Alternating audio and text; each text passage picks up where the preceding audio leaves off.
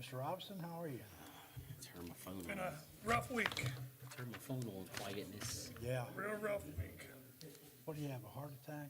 Yeah, Who? 46. Who did? One of their workers at BST. that guy I worked side by side with died on Saturday night. Jeff Hill, 46? 48. Wasn't feeling good.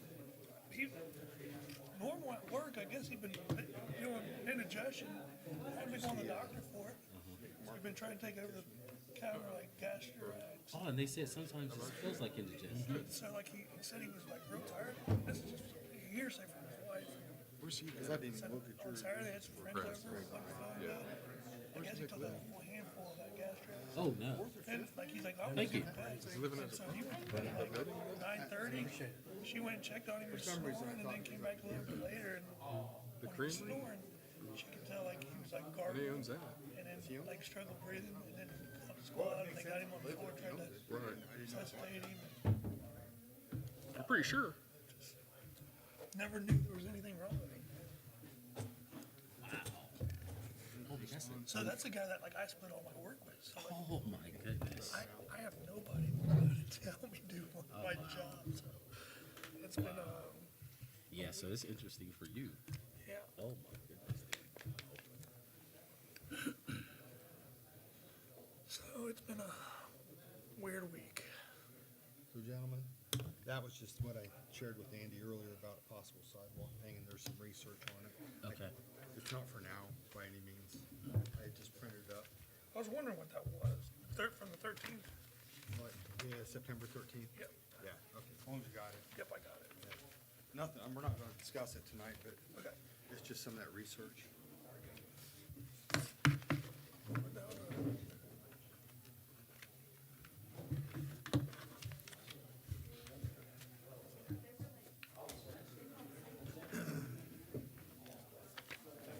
What's up, buddy?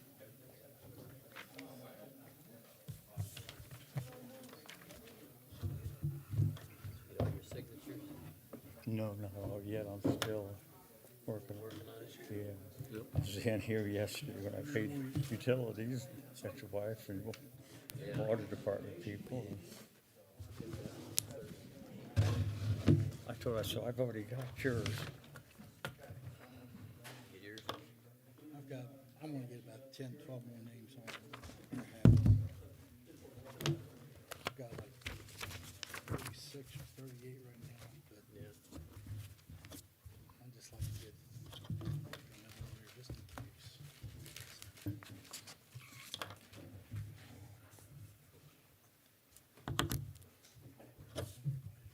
You know what's weird to me, when you get these petitions, you have to have 50 or 25, but they only have 24 slots.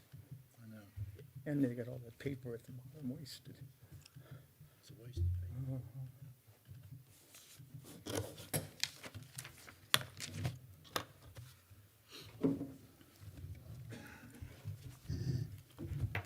Two minutes. I've got 39 now.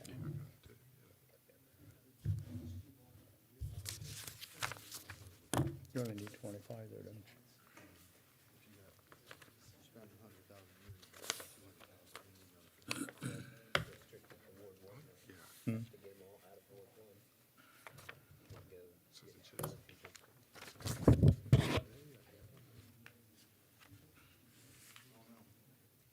You also don't want. Right, right.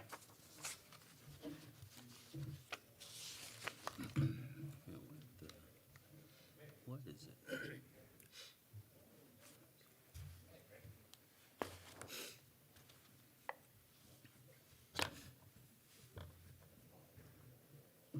minute.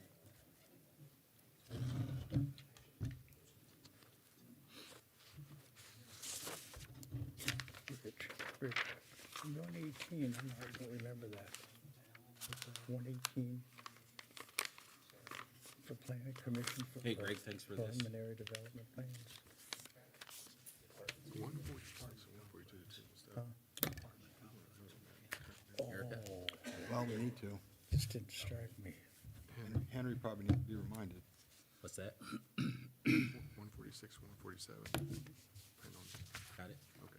We'll have recording? Oh, okay. Everyone, please stand and join me in the Pledge of Allegiance. Welcome to our London City Council meeting, and will be followed by a moment of silent reflection. Pledge allegiance to the flag of the United States of America and to the republic for which it stands, one nation, under God, indivisible, with liberty and justice for all.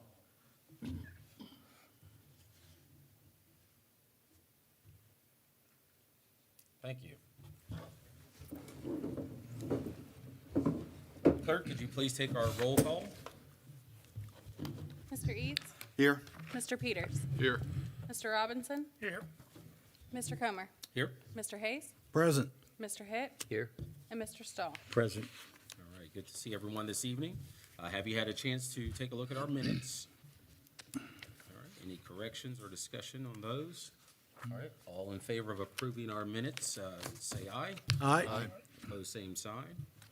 All right. And we do not have any public hearings this evening. Communications and announcements, we do not have any. Audience concerns. So here, we'll begin with Michael Norman.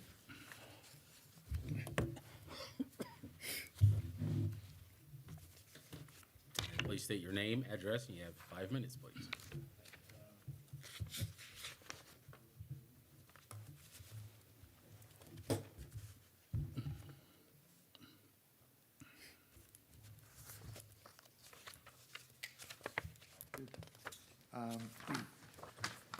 Michael W. Norman, 188 South Oak Street, here in the great city of London, Ohio. I'm here to talk about the $18 million loan and the payment for it. There's not much doubt that the projects that are being considered are needed and beneficial, but my question is this: why am I and anyone else who is an end user having to foot the entire amount of the debt service or loan payment through these proposed rate increases? It is my understanding that a major part of these rate increases will create revenue in basically two main accounts. One of those would be the water account, which is 652, and the other would be sanitary sewer, which is 660.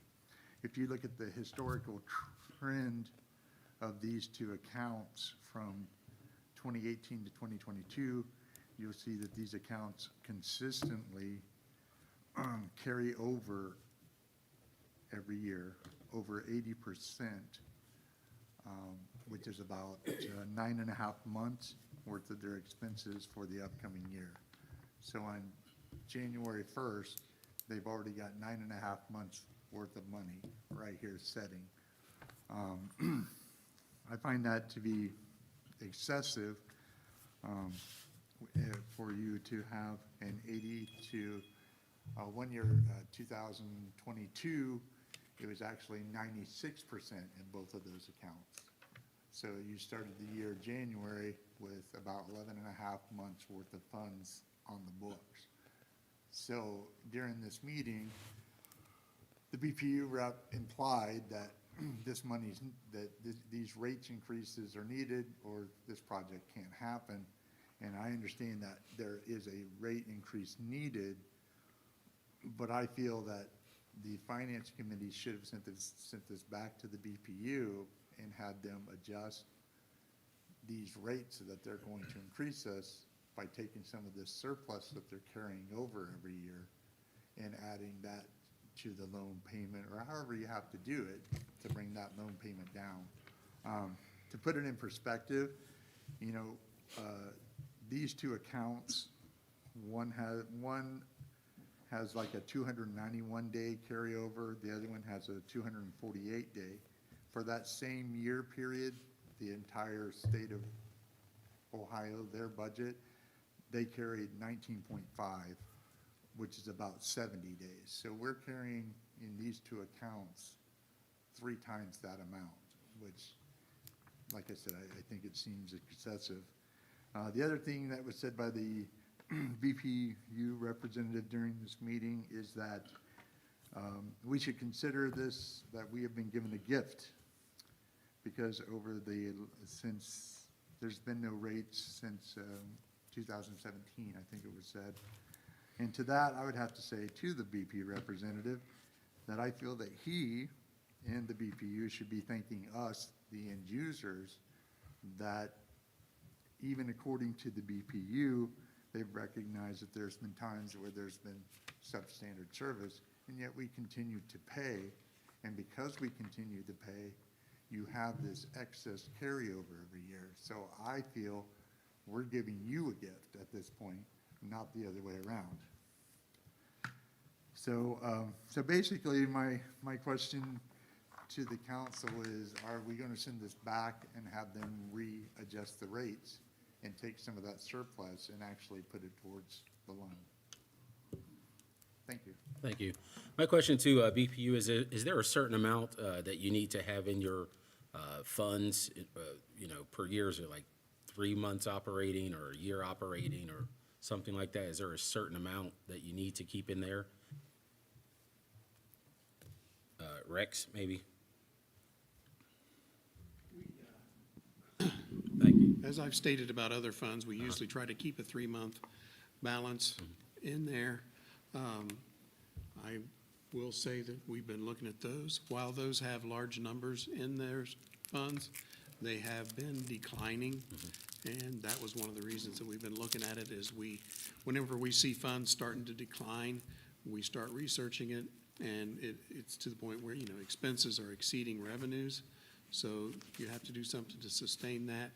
You want to have balances in there for emergencies, water main breaks, sewer line collapses. Right. You never know what kind of costs you're going to incur, so you want to have monies in your coffers to pay for them. If you only carry over 70-some days, that may not pay for that sewer collapse, and then what are we going to do then? Or it may not pay for that water main break. So we try to keep monies in there for just such emergencies. Right. And that makes a lot of sense to me, at least, too. It's, with your accounts, even in your personal home, you would hope to have enough funds available to sustain your family if something happens, but you don't want to just be barely holding on either. You don't want that just in case something happens that's a larger emergency that you have. All right, thank you. Next, on to Robert Penry. Penry, okay.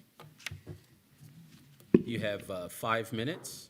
Okay, thank you. And please state your name and address. Thank you. Okay, it's Robert Penry. I live at 1097 Oxley Drive. That's in Ward 1. And what I'm here, it's not a complaint. This is simply an observation and recommendation to the board. I live in Ward 1, and because of the growth, we have become the largest voting district ward in the city. We have more population. We've grown up around Walmart and through that area. We're huge. And we have the problem in District 3 that not even able to find a viable candidate for a seat on the council. It has the lowest voting rate within the city, and also it's an area of poverty. There's a lot of poverty in that area. I spent time working. I was zoning coordinator for Prairie Township in Madison County. Worked there, and I retired from the state of Ohio, where we had to deal with the districts where school district boundaries were and realigning. And I feel that it's probably time to consider redistricting London. Sometimes as cities grow, they have to. But my recommendation, if you do, you could solve the problem with 3. You'd have new boundaries and where you could find people. But if you do it, don't just simply base it on current population. Check with the realtor, see if MI Homes and other places are planning construction within the city, and based upon that, then come up with a plan. Where are we going to be sitting 5 years from now, and base redistricting, if you do it, based upon those parameters. And that's just simply a recommendation to the board. I think it's time, as a citizen here, and seeing what's going on, that we do something about it. I think it's time that redistricting makes sense. Thank you very much. Thank you.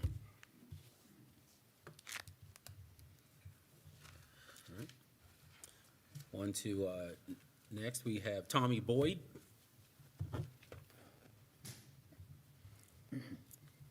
Please state your name, address, and you have 5 minutes. Thank you.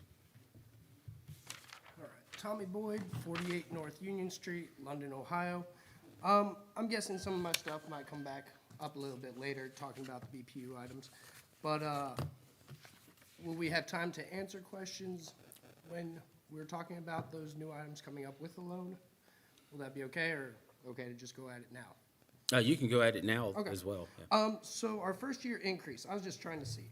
It's gonna be 3 years of increases, and so I was just seeing if we had a number on what each year the specific amount would be. Oh, that's going to be covered in your presentation? Okay, yeah, so bring that up. Yep, okay, Yeah, wait so for the yes, I will presentation wait for because all he that. may actually answer I figured quite a there's- few of your questions during That that works for me. presentation.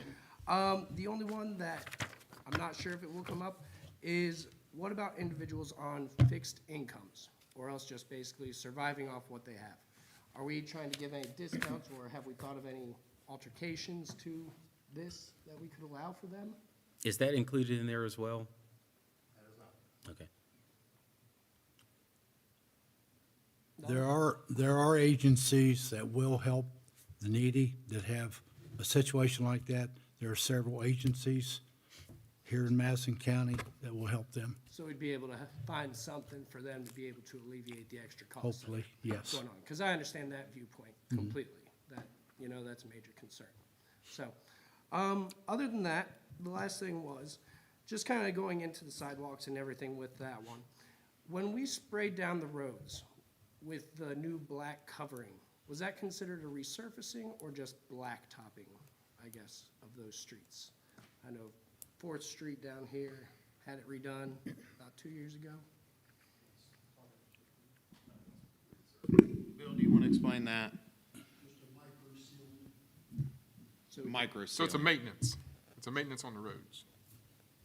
And see, the main issue is, if it's considered a resurfacing, then those handicap accessible sidewalks that I've been talking about, even just down here on Walnut and Fourth, would be getting redone.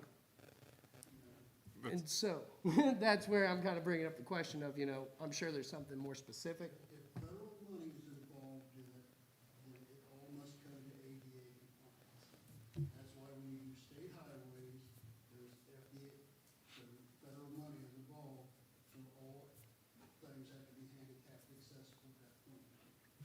All right, so All state highways and when all only if we accept money is when that would happen. ADA compliance does not mean it has to be concrete either, fellas. ADA compliance is also considered gravel. I get you. I'm just saying that there's still just the couple lips down there that are 3-4 inches high. And so that's all I'm kind of going about. They're not gravel. It's just what they are. And that, someone was showing me that, hey, if the road has been resurfaced, that's considered being worked on, and that would be a reason for having those redone. So, all right, just some thoughts. Thank you much. All right, thank you. And just for the recording, Mr. Long said that if federal money is involved, then the curbs would have to be made ADA compliant if federal money is involved in resurfacing or maintenance to the streets. All right, thank you. On to our committee reports. All right, we'll begin with Mr. Eads. Well, I attended the Finance Committee. There's going to be a lot of items that are going to come up tonight from that Finance Committee. I'm going to let those stand on their own. I think that's where I'll leave it for that. Okay. And then on to Mr. Peters. Attended the finance meeting, and as Greg said, we'll address those here in the meeting. All right, thank you. Mr. Robinson? All I have is, public service meeting will be February 1st at 6 PM. Okay, thank you. Mr. Hayes? Okay, attended London City Public Safety Meeting on January 10th. Being no additions or corrections to the minutes from previous meeting, minutes were approved. Mr. Stahl will give the police report. Mr. Hitt will give the fire report.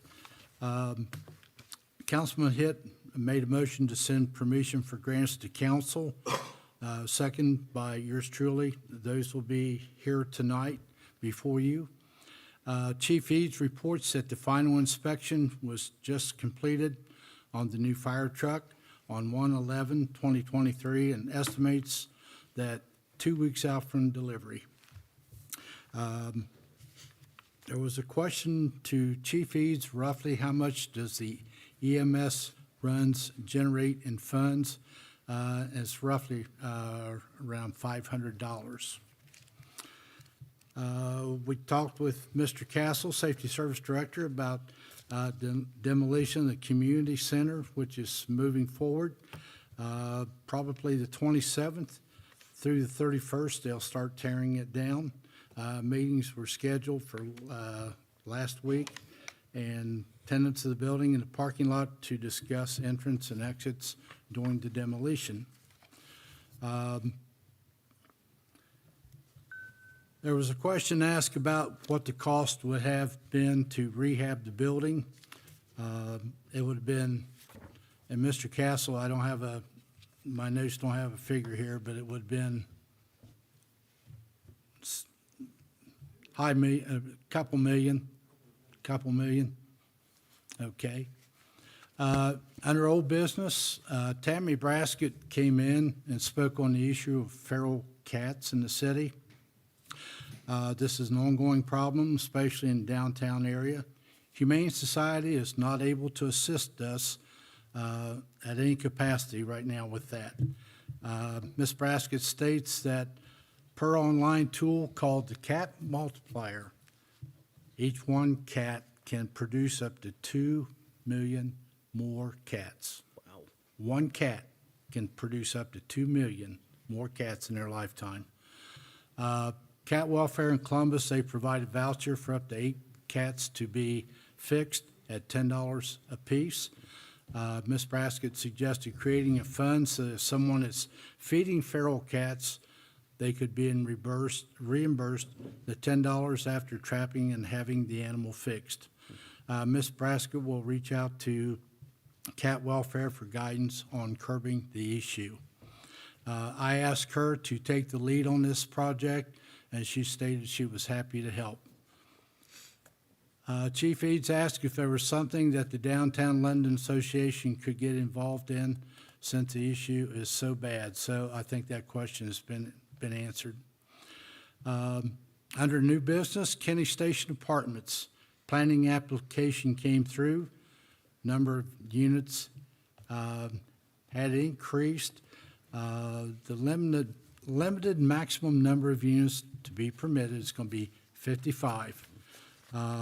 We changed the driveway from the east side to the west side of the complex. We checked if fire trucks would be able to access the single entrance and exit. Chief Eads responded that they will be able to as long as it's not blocked. There was a motion brought to bring before council to have 3 readings and a public hearing on Kenny Station Apartments. So that will be forthcoming tonight also. We have a burned former residence at 5 Stewart Avenue that is in danger of collapsing. I've been by it several times in the last week or so, and it looks like the roof is progressively dropping. So that will be coming before you tonight to give funds to demolish that property as it is a safety hazard. And next meeting will be on February the 13th, which is a little switch. We usually do it on Tuesday night, but we're going to do it on Monday night since Tuesday night is Valentine's Day. I don't want to get in any trouble with the wives. So we're going to change it to Monday at 5 o'clock in the conference room. That's all I have. All right, thank you. Mr. Hitt? Yeah, I attended the safety committee meeting, and I'll read through the report that the fire chief submitted for that. They completed pump testing. They assisted the London Federation of Women's Club candy sale at the Masonic Temple. They completed the Toys for Tots drive and helped 289 families and 581 children. They were awarded the Ohio Department of Public Safety Training and Equipment Grant in the amount of $661.23. And they were awarded the Ohio State Fire Marshal's Marks Grant for $1,680. They had 2,721 runs total for 2022, and 18% of those were fire runs and 81% were EMS runs. And like Rich said, that generated $500,000 in revenue. And then we'll be talking about some grants tonight during legislation. That's it. All right, thank you. Mr. Stahl. I attended the Finance Committee, and I'll read the Police Division as far as what they give us. They're continuing the selection process for 2 open officer positions. They'll have another position on January 29th, and that would be Sergeant Linda Sullivan will be retiring on the 28th after serving 26 years. Officer Langham, Eric Langham, started as a school resource officer this week. Officer Dylan Myers completed his basic academy and will graduate from Clark State on the 11th. He is still awaiting a test date for the final OPOTC certification. Officer Joseph Harris will be promoted to sergeant on February 6th. They are looking at renovating some space in the building to create a couple of offices and improve the workflow. They participated in the Light Ohio Blue Santa Sleigh in the Columbus at Nationwide's Columbus Children's Hospital again this year. This is where first responders encircle the hospital and light it up for the children and staff at the building. They conducted their annual shop with a cop last month, serving approximately 40 kids. They closed out the 22 budget with a 7.34% return of unencumbered funds. That's all. Thank you. Okay, thank you. All right, on to our city official reports. I don't have anything tonight. I'll be doing the State of the City address at the next meeting, if that's okay with City Council. That is. And I know you guys have a huge agenda ahead of you, so we'll let you guys get started. All right, thank you. And before we begin, we want to, I have a motion that I'm going to make to change our agenda, and I would like to move, let's see here, ordinance 115, 116, and 117. I'd like to move those to the beginning of new business, because we do have a representative here from Burgess and Nyepel, and that is at a cost to the city. So I'd like to make a motion to change our agenda, to add 115, 16, and 17 to the beginning of the new business. I'll second that. All right. Clerk, could you please take the roll call to amend the agenda? Mr. Eads? Yes. Mr. Peters? Yes. Mr. Robinson? Yes. Mr. Hayes? Yes. Mr. Hitt? Yes. And Mr. Stahl? Yes. All right, thank you. Okay. We're going to move now into our old business. We have several tabled items here, and I motion to take 14622 off the table. Second. All right. Clerk, please take the roll call to take 14622 off the table. Mr. Eads? Yes. Mr. Peters? Yes. Mr. Robinson? Yes. Mr. Hayes? Yes. Mr. Hitt? Yes. Mr. Stahl? Yes. Okay. And what are our wishes here? 14622. You want to explain why we're taking it off the table tonight? We're going to take this off the table tonight because this deals with the old rates that were presented before. Now we have new rates that are going to be presented this evening. So this 146 will no longer be, it won't mean anything anymore. So we want to move on with that. So what are our wishes here for 14622? Make a motion to take it off, Well, it's off, but we'll make a motion to adopt. Second. or to adopt, I'm sorry, yeah. All right, and then we have a motion to adopt and then a second. Okay. Clerk, could you please take the roll call for adoption? Mr. Eads? No. Mr. Peters? No. Mr. Robinson? No. Mr. Hayes? Yes. Mr. Hitt? No. Mr. Stahl? No. All right. So 14622 does not pass. All right, on to 14722, motion. I'd like to make a motion to take this one off the table as well for the same reasons presented for 14622. Second. All right, first and second. Clerk, could you please take the roll call? Mr. Eads? Yes. Mr. Peters? Yes. Mr. Robinson? Yes. Mr. Hayes? Yes. Mr. Hitt? Yes. And Mr. Stahl? Yes. Okay, 14722 has been taken off the table. What are our wishes for 14722? Move to adopt. Okay, Second? move to adopt in a second. All right, clerk, please take the roll call for adoption. Mr. Eads? No. Mr. Peters? No. Mr. Robinson? No. Mr. Hayes? No. Mr. Hitt? No. And Mr. Stahl? No. Okay. All right, thank you. On to ordinance 15122, or actually 15122, that is our ordinance that is going to remain on our tabled items list. We don't have any new information on that one. Okay, on for our third reading, ordinance 21922, a motion to read by title or number. So moved. Second. All right, clerk, could you please read the ordinance?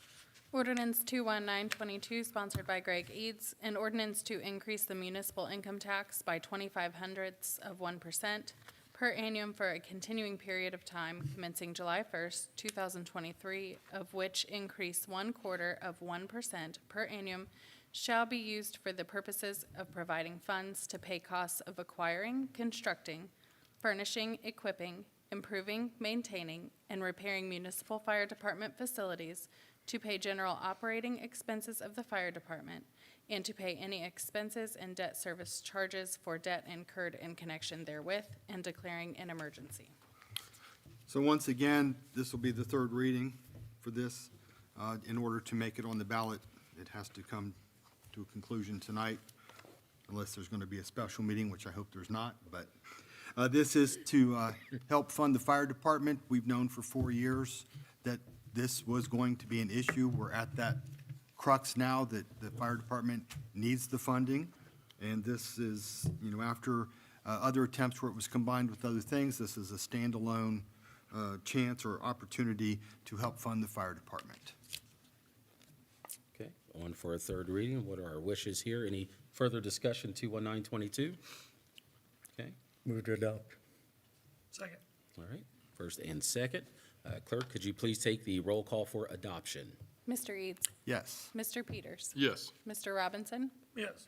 Mr. Hayes? Yes. Mr. Hitt? Yes. Mr. Stahl? Yes. All right, 21922 has been adopted. On to Resolution 22022, a motion to read by title or number. So moved. Second. Clerk, could you please read the resolution? Resolution 22022, sponsored by Greg Eads, a resolution to place the issue of increasing the municipal income tax by 0.25% per annum for a continuing period of time, as provided in ordinance number 21922, on the ballot at the election to be held on May 2nd, 2023, and directing the Board of Elections of Madison County, Ohio, to conduct such election and declaring an emergency.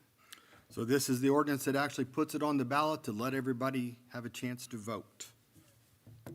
Okay, any further discussion on this third reading of 22022? Move to adopt. Second. Okay, motion to adopt and second. Clerk, please take the roll call for adoption. Mr. Eads? Yes. Mr. Peters? Yes. Mr. Robinson? Yes. Mr. Hayes? Yes. Mr. Hitt? Yes. Mr. Stahl? Yes. Okay, 22022 has been adopted. On to our new business. Let's see here. Ordinance 11523, a motion to read by title or number. So moved. Second. All right, clerk, could you please read the ordinance? Ordinance 11523, sponsored by Rich Hayes and Henry Comer, an ordinance amending section 1048.05 of the codified ordinances. You want to speak on that, or you? Yeah, let me get over here to it.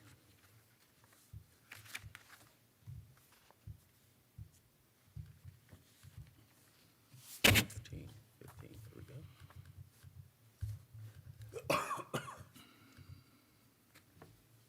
All right, we talk about this in finance, and this actually refers to the ordinances that we just removed from the table. These are the new rates, and it has a incremental increase for those rates.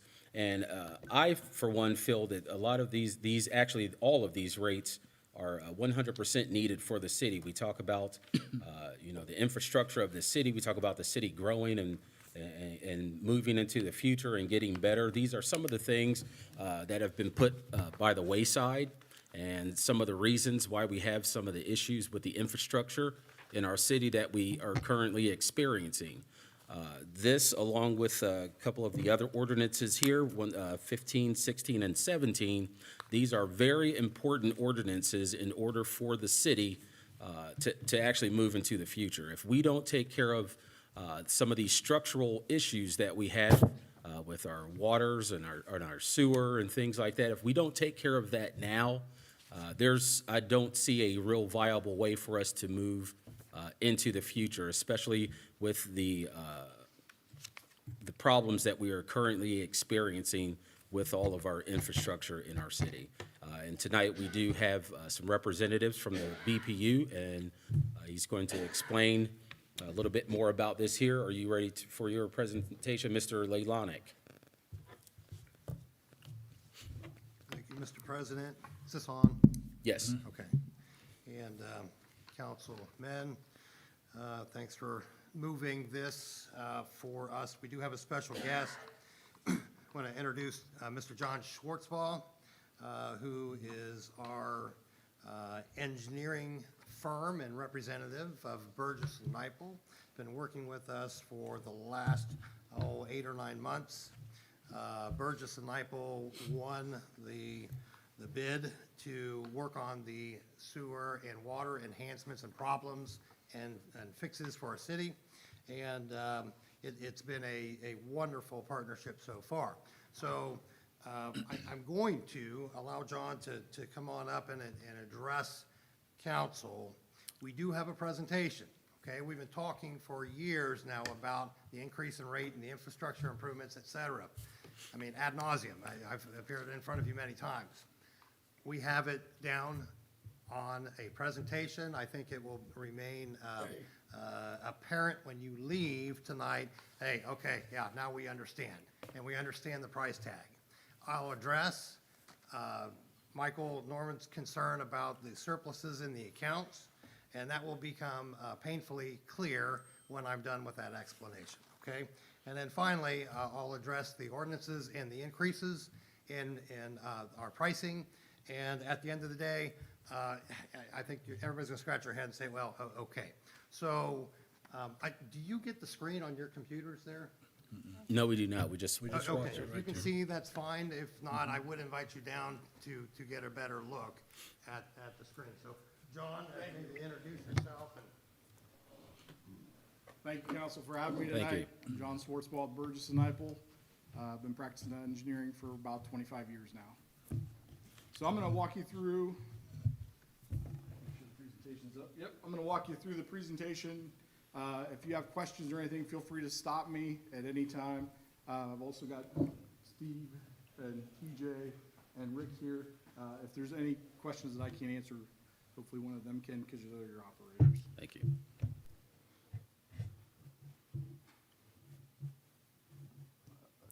This was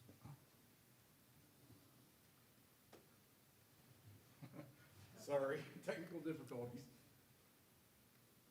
She did say you have to press into the down one to go next. There we go. down. There we go. Okay, sorry, I was pressing the wrong button. So, I'm gonna talk to you first about the water projects. We've got the North Main Street water line replacement, the West Water Treatment Plant filter media, which is your existing plant, just to the west of downtown. We've got the West Plant solids contact tank, and then the East Water Plant and well upgrades.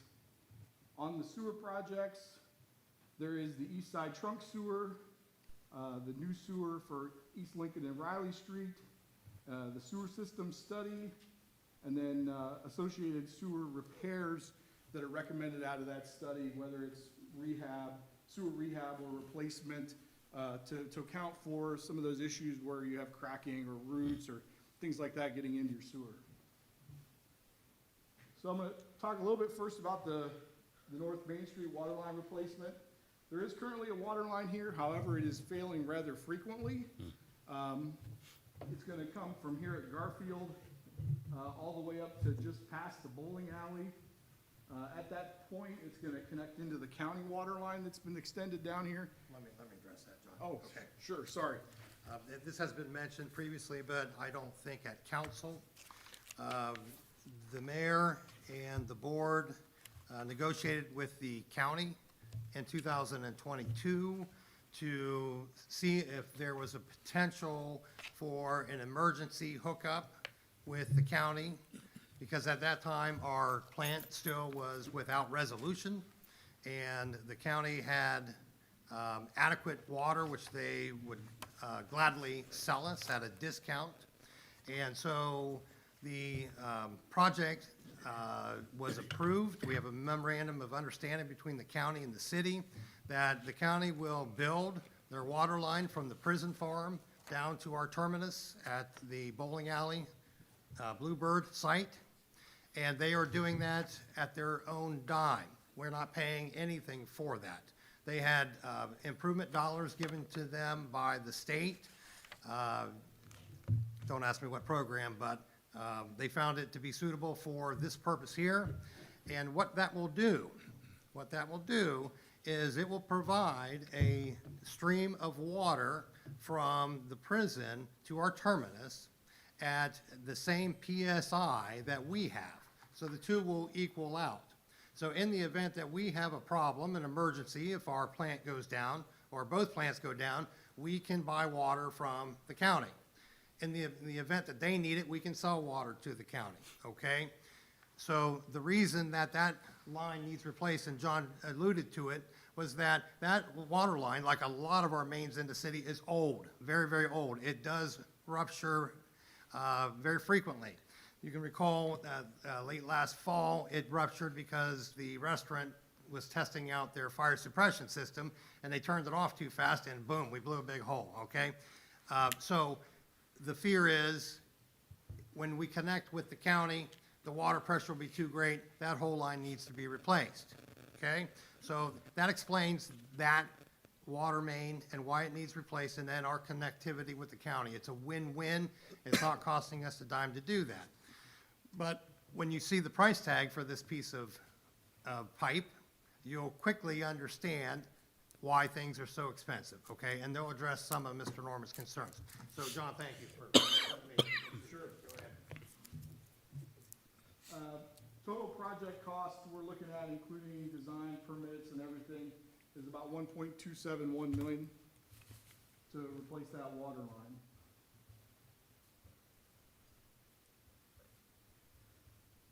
The next city water project is the West Water Treatment Plant. These are your filter media that the water goes through to be filtered before it's treated or as part of the treatment process.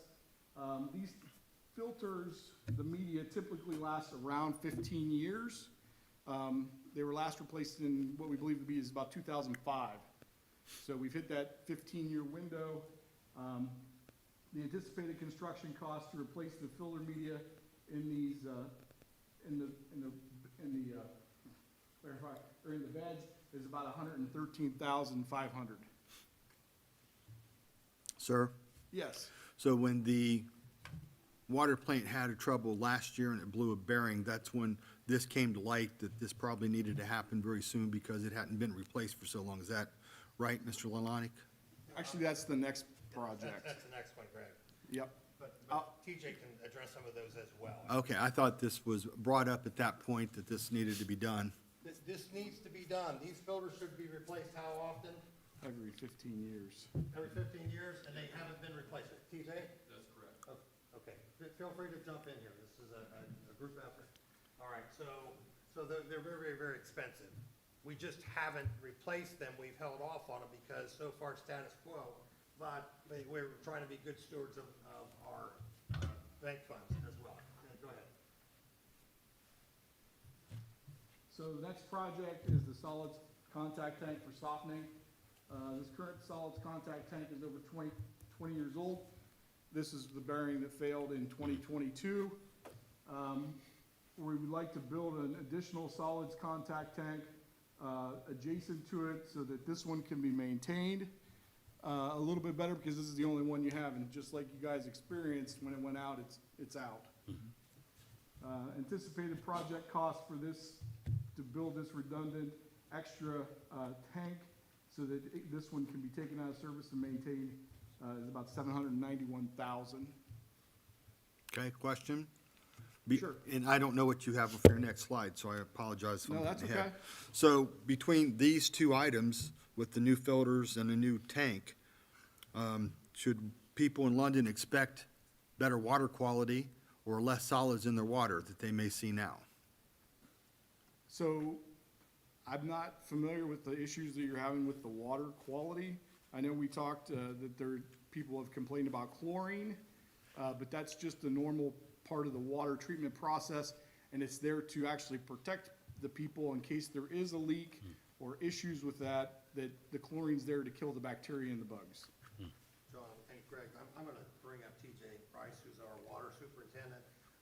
TJ, I just want you to tell the committee how we test water and how many complaints we receive and what we do if we receive a complaint. Walk into the microphone. We test twice per shift for everything that we test in our parameters, which is the hardness, alkalinity, chlorine, fluoride, pH, everything that we can test for. We run our bacteria samples every week per the Ohio EPA, send those to a certified lab, get the results back. Any complaints that we receive, we go automatically right there, see what's going on. Anybody has a complaint, hey, I have brown water. Well, let's get there and find out what's going on. We haven't received any calls. We hear about stuff, but nobody calls and says, hey, my address is 123 Main Street. Can you come up here and look at my water? Anytime we get a call like that, we go and we help the customer, which is what we've always done in the past. With the addition of a contact tank and new filter media, when on the contact tank, if we have to take a tank down, you put the other one in service or have it running parallel, you can ramp up one tank. Nobody knows that, hey, there's hard water. Everything's being softened, settled out, and taken through the filters and taken care of. I appreciate that answer. Hopefully that does help. It brings another question that, and I wasn't at the meeting, so this is a little bit of hearsay, but was there at a meeting a point where someone on the BPU board said that we are not required to soften water, even though we've done that for so many years, that if it became an issue that we don't have to soften the water? We do not have to soften water. All we have to do is we filter and chlorinate is what we have to do. Okay? There's many systems out there that do not soften water. They just filter, chlorinate, and send it out. But as far as I know, I think we always have. I mean, As I don't far as remember know, a we point where. always have Yeah, filtered, okay. or always softened the water. Okay, I just wanted to make sure that that was relayed properly, that didn't have to be done, but that we do. Yes. Okay, thank you. And then softening the water, it creates a better quality water for the consumer, correct? That is correct. So it's not a step that we have to take, but it's an extra step that we take to make sure that Yes. we're presenting a good quality Yes, water. sir. We're sending out a better product. Thank you.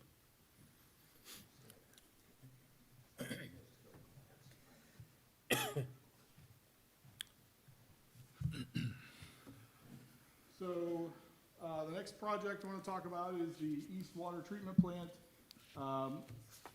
As I'm sure most of you know, the East Water Treatment Plant needs some upgrades to it. Right now, what we've done is we've come up with a solution to deal with the ammonia issue in the groundwater. To address that issue, it's going to need an upgrade of the chemical dosing system, 6,000 gallon chemical storage tank, some transfer pumping and controls, and exterior chemical feed piping to get the chemical to the wellheads. And then the anticipated construction cost for those upgrades is about $350,000 in project costs. Any questions on that one? What, as opposed to drilling a new well out there close to that water treatment plant? My next slide. Okay, great, Yep. thank you. These are just some more photos of the plant. We didn't think many people had seen the inside of the plant. So these are your ion filters, and the pipe gallery and everything there, so, Sir, yes. since that plant's been mothballed for as long as it has, how hard is it gonna be to ramp that back up? I mean, is there anything that we're gonna have to do? Maybe TJ can answer. I haven't had anyone really pose this question so much, but I would think that if it sat there vacant or not used for so long, that there might be some issues with that. Issues with it, I don't know, to be honest. That's, when we started doing our training before, that's when the project stopped, so, but going in, we have an engineer now that will be able to help us out, that, is that correct? That's correct, yes. Yep. So we haven't run any water through that All we, in 8 years, and we don't turn it on? no, See if it everything starts. has just been idle.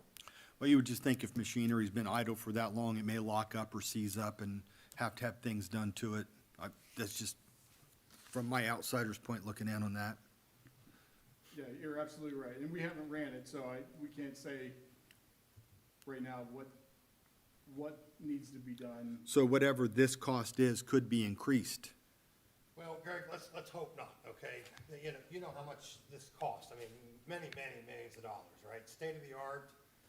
We'd like to think that, okay, it's just sitting there. It's not rusting out, hopefully. And yeah, there may be Well, it's some. all enclosed, so I mean, the entire process is enclosed, so it's not exposed to the weather and it's temperature controlled, so, Hopefully not. hopefully nothing's happened. Okay. And I've been to that plant. Anyone else here seen that plant? And it literally looks like it was just built yesterday. Yep. Sure. So, the next thing is we're looking at putting a new water production well out there on that site as well. There's currently a test well, about right here. The test well was drilled to 380 feet, down into the limestone aquifer. In that limestone aquifer, the ammonia amount was half as much as your other two wells. One well there and one well there. Those wells are sand and gravel wells. They're a lot more shallow. So we're thinking that if we put another production well in somewhere on the northeast or northwest corner of that property, get it as far away from those existing wells and get it down into the limestone layer again, it's gonna have even more reduced ammonia. With that test well, it has only a 6-inch casing, and it wasn't drilled when it was drilled to be a production well. It was just a test well. So the sealing of the well and everything wasn't done and performed as you would a normal water Ohio EPA approved drinking well. So that well can't be used, but we're gonna use it as a test to see how much that limestone aquifer can provide. So as part of that, we're gonna pump that well down and run a myriad of tests on that aquifer and pump it for at least 72 hours. And then we'll see how that aquifer recharges. And then after that, we'll test it again for all the contaminants or anything that needs to be tested for the Ohio EPA approval, along with the ammonia. And what's our depth right now? 380 feet. So we could go deeper if need be. No, that well, when it was drilled, hit shale, and it actually went all the way through the limestone layer. So you don't want to get into shale because it has even more water migration and potential for pollutant migration. Okay. So new water well, we wouldn't punch through the limestone. We would leave that capped on the bottom. Okay, gotcha. Curiosity, how do you know until you drill it? Because at the other point, it could be 350. It could, the driller has to watch that as he's drilling. So when shale starts to come up, you've punched through and you've hit it. Yeah, right, well, you're absolutely right, but we can put, on the sleeve, we could put the cap in with the screens. So we can cap it that way Oh, and okay. seal it. Oh, okay. Now, earlier, last year, when this first came up, and the information about a well that was drilled in 2018, which I believe is That's this well, right? Yes, that's correct. And somehow that was forgotten about, and a discussion happened with, I believe, you as the engineering firm about we have a problem with ammonia, and your engineering firm said we can deal with that. Correct. Okay, so in all of these years, we haven't figured this out, but now you can. So I would really like a little information about how you can deal with that. I mean, what's different that maybe they didn't think they could do it before, but now, and do it layman's terms. Yeah, absolutely. Thanks. So the city used Ohio EPA, federal EPA to evaluate other new technologies to deal with this. However, it is an unproven technology in that there's only been one plant constructed that has successfully done this, kind of a gamble. So we're using an older technology called breakpoint chlorination.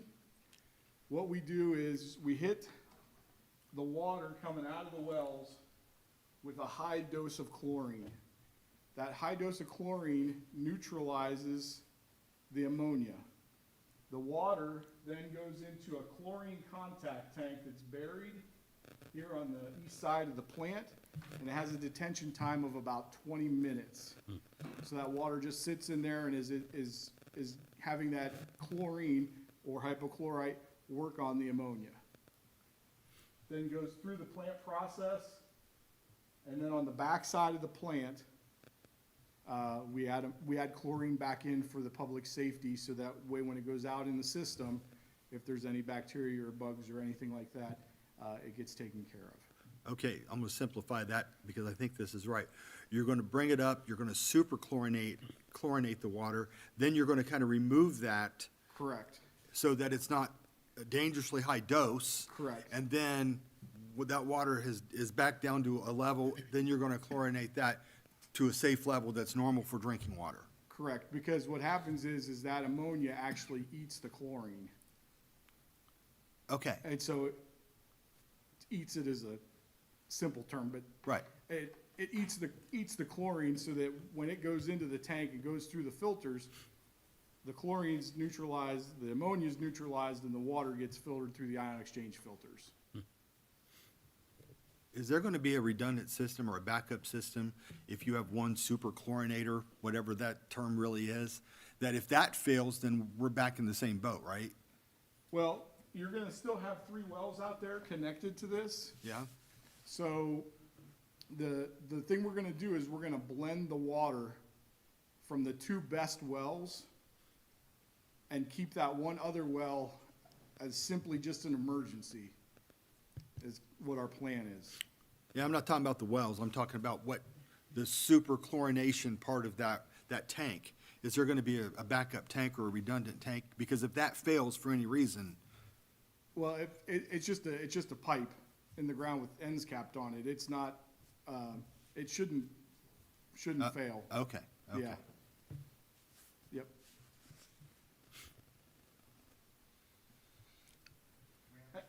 Yeah, we have a question here. Sure, sorry. If you come to the mic so we can hear you over the recording, thank you.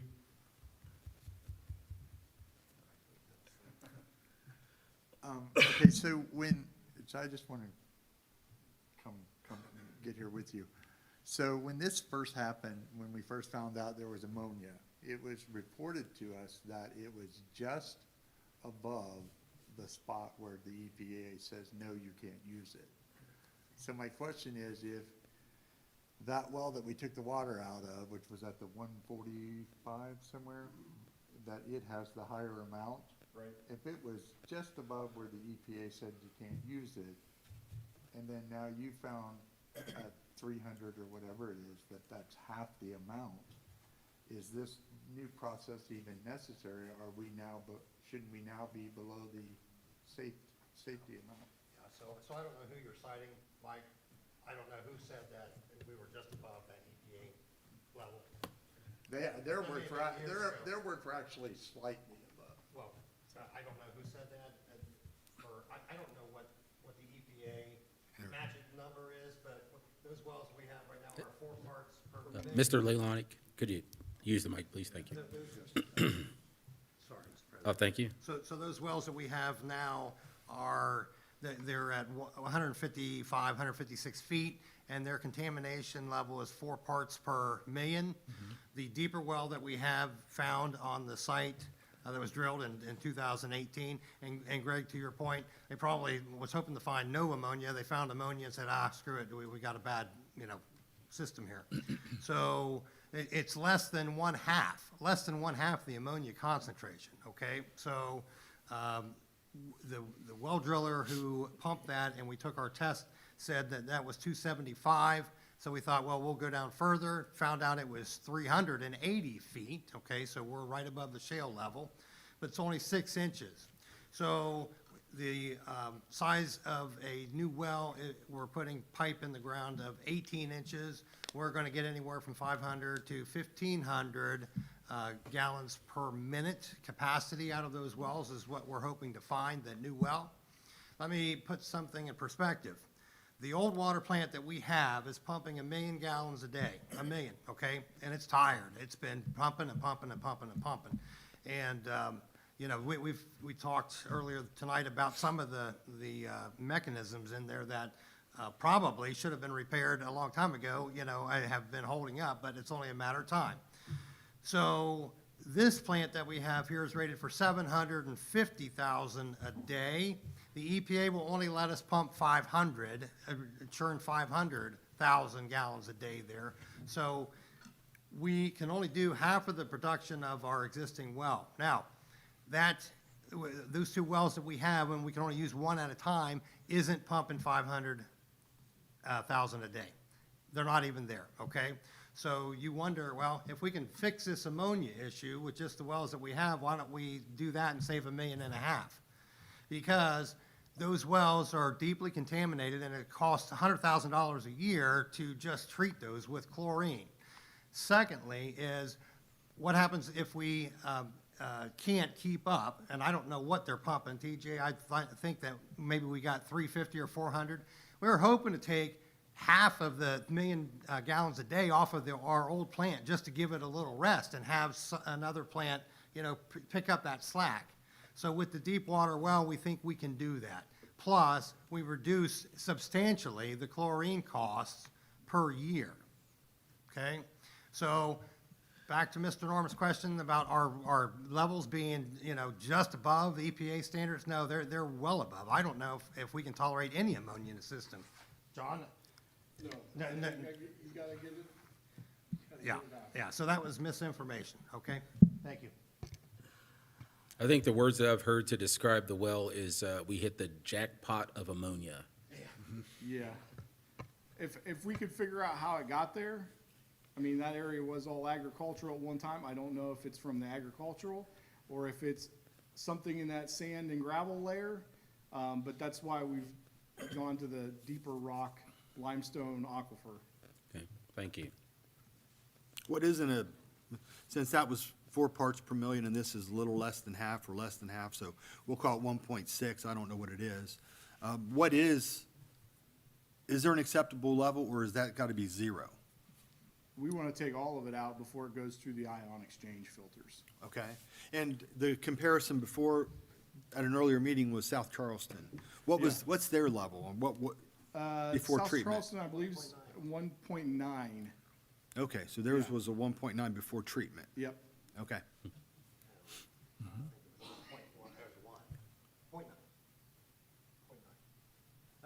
may be wrong. I thought it was Yeah, I think it's 1.9. Okay. Was their level. But we know 1.9 is treatable in South Charleston. Right. Okay. Exactly, yes. That's good.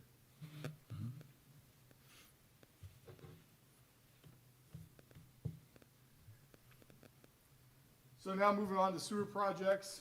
This is the East Side Trunk Sewer Project. I know you can't really see the map there, but I'm gonna exit out of the presentation and we can blow up the map and I'll walk you through all that after I go through this. So the components of this East Side Trunk Sewer are a new trunk sewer that starts right here just to the west of 42, comes over, and we're going to pick up this development and this Amherst pump station and redirect it up to this new trunk sewer, because the existing current northwest trunk sewer that runs right along where my pointer is has reached capacity and also has some I&I issues during wet weather events. So we're thinking if we redirect this this existing development plus this future land to the new trunk sewer, it will relieve the flow in the northwest trunk sewer, so there's not as many operational issues. So the 30-inch trunk comes along this ditch, follows along, and then over here towards Spring Valley Road, we're gonna position a pump station. That pump station will be deep enough to serve the tributary area, which goes up Spring Valley, down 42 a little bit, comes over, and it comes all the way over to Main Street, comes back around, what street is that, Steve? Right here, just south of the development. Kenny, sorry. Comes down Kenny, then this piece here is still going to, since it's already been developed, gonna stay in the northwest trunk, and then we come down Kenny and we jog around these existing properties that currently have sewer service.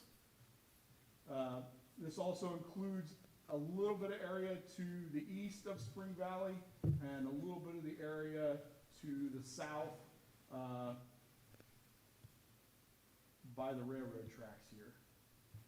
So there are, and I'll get into the more details here in just a second. The next step is after it hits this pump station, it's being pumped in a force main.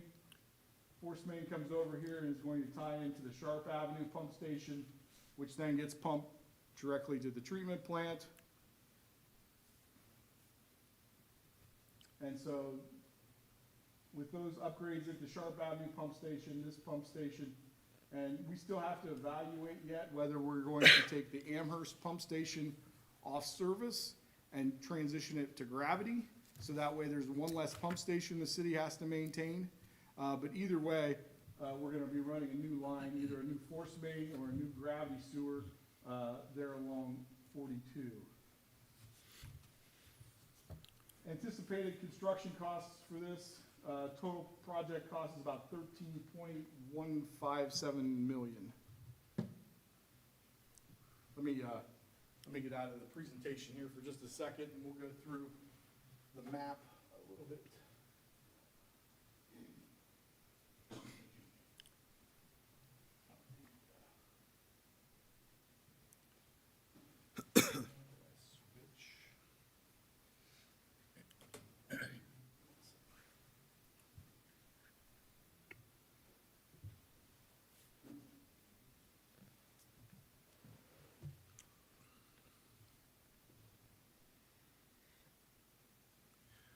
While you're working on that, is there plans to have this on the city website so people can view this presentation?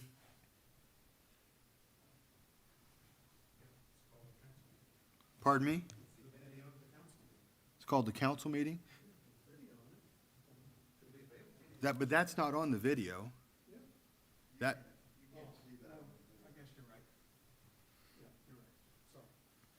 Okay.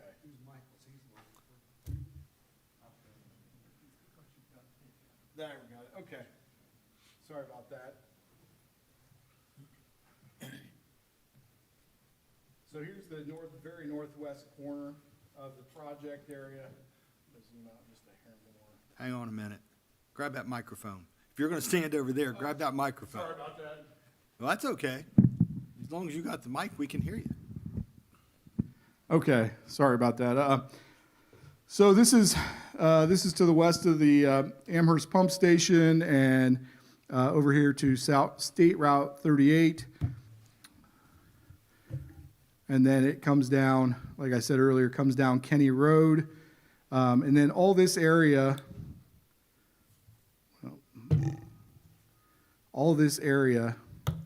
is going to be, originally was intended to go into the Amherst Pump Station. However, like I said, it does not have the capacity where it discharges into the northwest trunk sewer.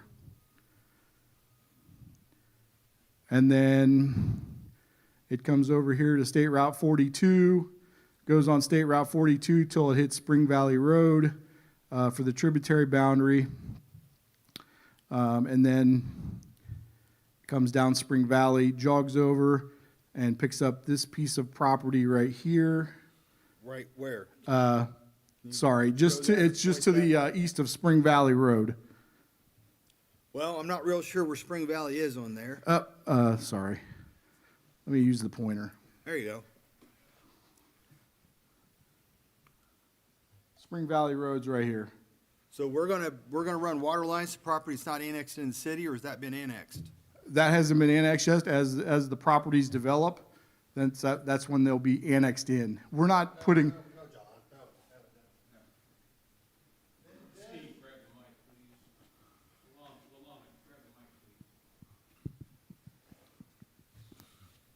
Okay. This is Spring Valley. This is the corner of 142 and Spring Valley. Here's the proposed pump station. So this is all in the city of London, and this is the force main down, or 142, okay? So essentially, we're buying, we're not buying, we're being granted an easement from MTB that owns the farms between 142 and 42. John, if you could back that up where it starts, just move that over to the right.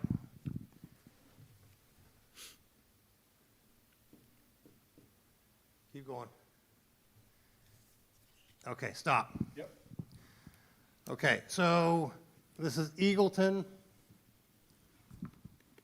Wherever your pointer's at. Eagleton, this is the development behind Eagleton. This is where they've been building houses the last couple of years. And the northeast sewer is going to start mainly because that PUD was adopted and the Lexington Green project is still slated to be built back there. And so it accommodates any particular development, potential development up there, comes across 142 all the way over, following the creek line, winds up on Spring Valley Road. Does that help any? Still within the city limits? Still within the city limits, yes. Okay. Okay. So, since you brought that up, Greg, if in the future, 5 years, 25 years from now, somebody wants to annex, city needs to grow, wants to grow, the utility is already out there. They can just pay to move it over to their property, okay, for annexation purposes. This trunk line is not being built for that. This trunk line will accommodate future growth. It's very robust, but it's being built to solve the City of London's needs right now and for the next 30, 40, 50 years. So Steve, what's the orange lines there on Spring Valley? And then, To the right. nope, up, where he's got it highlighted. So Yeah, what's what all- are those orange lines? So those orange lines are the planned service boundary for that pump station. So Okay. For future. When that pump station is sized, For future development. future development, Okay. that pump station is going to be expandable. It's not going to be. So that area would be able to tie into that trunk? They would be able to tie into that pump station, correct? Okay. Yep. Thank you.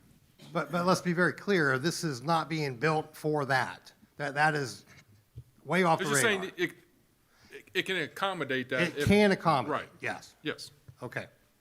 There's misconception that, there's some plan right now to, serve the entire, 3,000 acres around London.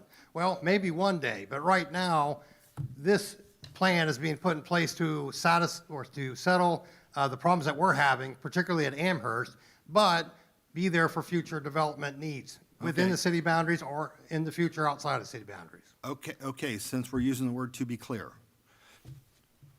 Earlier, June, July last year, when this first came up, at that point, this other well wasn't known about, so the plan was to possibly, or actually drill across the road so that we'd have access to water, and that was in the numbers at that point, but these numbers have changed because of that, because we don't need to do that. So what we seen as council and why we killed those pieces of legislation is because we didn't need that much money for that anymore, because that's no longer the plan, right? That's part of it. That's Okay. part of it. Okay. And a very simple explanation is we thought, okay, we have landowners that will allow us to punch some holes on their property, see if we could find uncontaminated water. Okay? Within close proximity to the existing water plant. So, okay, if it costs a couple $1,000s to punch a test hole and we find clean water, voila, our problems are solved. And the property owner is willing to annex in, and sell us that piece of land, great. Guess what? Well, it didn't happen. We found the same contamination where we went. So we had to go back to square, zero again. But fortunately, Burgess and Nyepel was brought on board, and their hydrogeologists figured out our problems. So, it actually worked out well for us in the Okay. long run, okay? So the numbers were trimmed, and we'll get to that, when we get to the other sewer issues, is we had a project in here for a repair at our wastewater plant that we were going to borrow money for, but we decided to take some of the money that we had built up in that coffer, okay, so $800,000, which is going to bring us uncomfortably close, okay, that carryover that we're talking about, and we are using that to improve the plant, okay? So we not only reduced the amount of money we were borrowing, we also took some of those surplus funds and are using them. So you won't see the same carryover when that happens. Are we going to discuss that a little bit later? No, I wasn't planning on it. Okay, so the screw press that was approved, which we were going to have $800,000 as our portion, and there was going to be a loan, has that project going to be canceled now? No. We're just using our surplus money. The surplus, the carryover that Mr. Norman alluded to, why is the carryover so large? Well, because I'll just address that for you now. We take a look at the water line on Main Street. That's $1.2 million, right? $1.2 million, $1.3 million? If we have any sort of problem where we have a major repair, we're in a world of hurt. We have to have healthy reserves. The utility board in the city is not in business for profit. We're not. Right. We're a business. We're non-political and we're a business. We charge money and we provide a service. That's all. That's all there is to it. So we're not there to, put money in the bank, have huge coffers. It is a comfort to us running that business. It's a comfort to you when you have 6-8 months worth of, surplus in the bank, that if some catastrophe happened, you're covered, okay? So in reality, we don't have massive amounts of money. And we're demonstrating that we're using those dollars for the drill press from the wastewater surplus. I don't even want to call it surplus, operating funds, carryover, if you will, bank balances. So we will have similar projects for the water department, and particularly with, the testing of the wells that John alluded to, where we were going to use that surplus, if we have to continue to make improvements, okay? Good enough, Greg? Yeah, well, I didn't follow that we had approved that for the screw press, and there was $800,000 that we were going to put forward. And you're talking about using funds there, and I'm trying to see, are we still doing the screw press to improve that? We are, Rick, So- right? Yeah. Yeah. Okay. And those funds were, Okay. Yeah. That's what I was trying to get to. Thank you. okay, thank you. All right, so I'll turn this back over to John to conclude, but before I do, I'm only 1 out of 3 members of the utility board. I know you see me most, but Mr. Steve Skaggs in the back, he is also a member. Mr. Marcus Skaggs is the board chair. Marcus Vest. Best. Or Marcus Vest. Well, sometimes they act like brothers, but I apologize about that. So I welcome you to come up here too, if you have anything to say or would like to help out, okay? I'm not always the spokesperson and don't want to always be the spokesperson. Okay, John? Sure. Is there any other questions on the new East Side Trunk Sewer? Yes. Okay. So he brought up Lexington Green, which if people don't know, because I haven't really seen this, but I know that it's supposed to be over off Kenny near 38, behind the houses that have already been built, moving towards 38, that's the Lexington Green. Yep. And there's been discussion, or it's been brought up, that there's going to be about 800 homes built in that area. So beyond that, I mean, these have been approved through a PUD, right? And there's a plan of some type. I don't know when this is going to take place or what the timeline is, but there is a plan that there's going to be upwards of 800 homes in that area, that we need to service that area, and there's not capacity. Am I on point with that so far? Yeah. So yes, partially, yes. So it's 800 to 900 residencies, okay? So just to be clear with that, when you say homes, I know people think like a single dwelling home, right? Some of that is multifamily. So it's residencies. So yes, partially it's to help that out, also for the growth of London, and also like they spoke about was the relief to what we already have. Okay. So to address that, we've got those homes. We have relief that we need because part of that needs to be upgraded. We don't have enough capacity, or it's not operating well, and I know that was the plan. Correct. Those parts seem to be, that has to happen. To me, and I mentioned this before to Mr. Lalanick earlier, that the rest of it, to me, seems to be speculation. How much of this cost is really wrapped up in those two parts, and how much of this cost is to create a line that is for speculative reasons, or explain to me how all of this has to work together to come up with $13 million. Okay. So my understanding is the city wants to grow. And if they want to grow, you have to be able to provide water and sewer service. So with that, the most logical place that development will occur based on our discussions with MTB and the developers is this location, here that we plan to serve. They've actually taken my CAD files to lay out how they're going to develop this property. If we don't do something, let me get back to the Amherst pump station. John, can I just interrupt for a second too? Sure. So I think what Councilman Eads is asking is, because the orange lines and the speculation, is this being built for, something else in the future? What would it cost if we were just going to do Lexington Green, the relief? And I think that's where it comes into, I don't believe the costs would drop so much if we skinnied the pipe down, because we're already getting in there. We're already have to do the pump stations. We have to do everything that we're going to do anyway. So we said, let's just make it a little bit bigger, for future development, for, any possibility that could come our way. So the savings, if we said, okay, shrink the pipe down and do everything else, the savings would not really be that significant.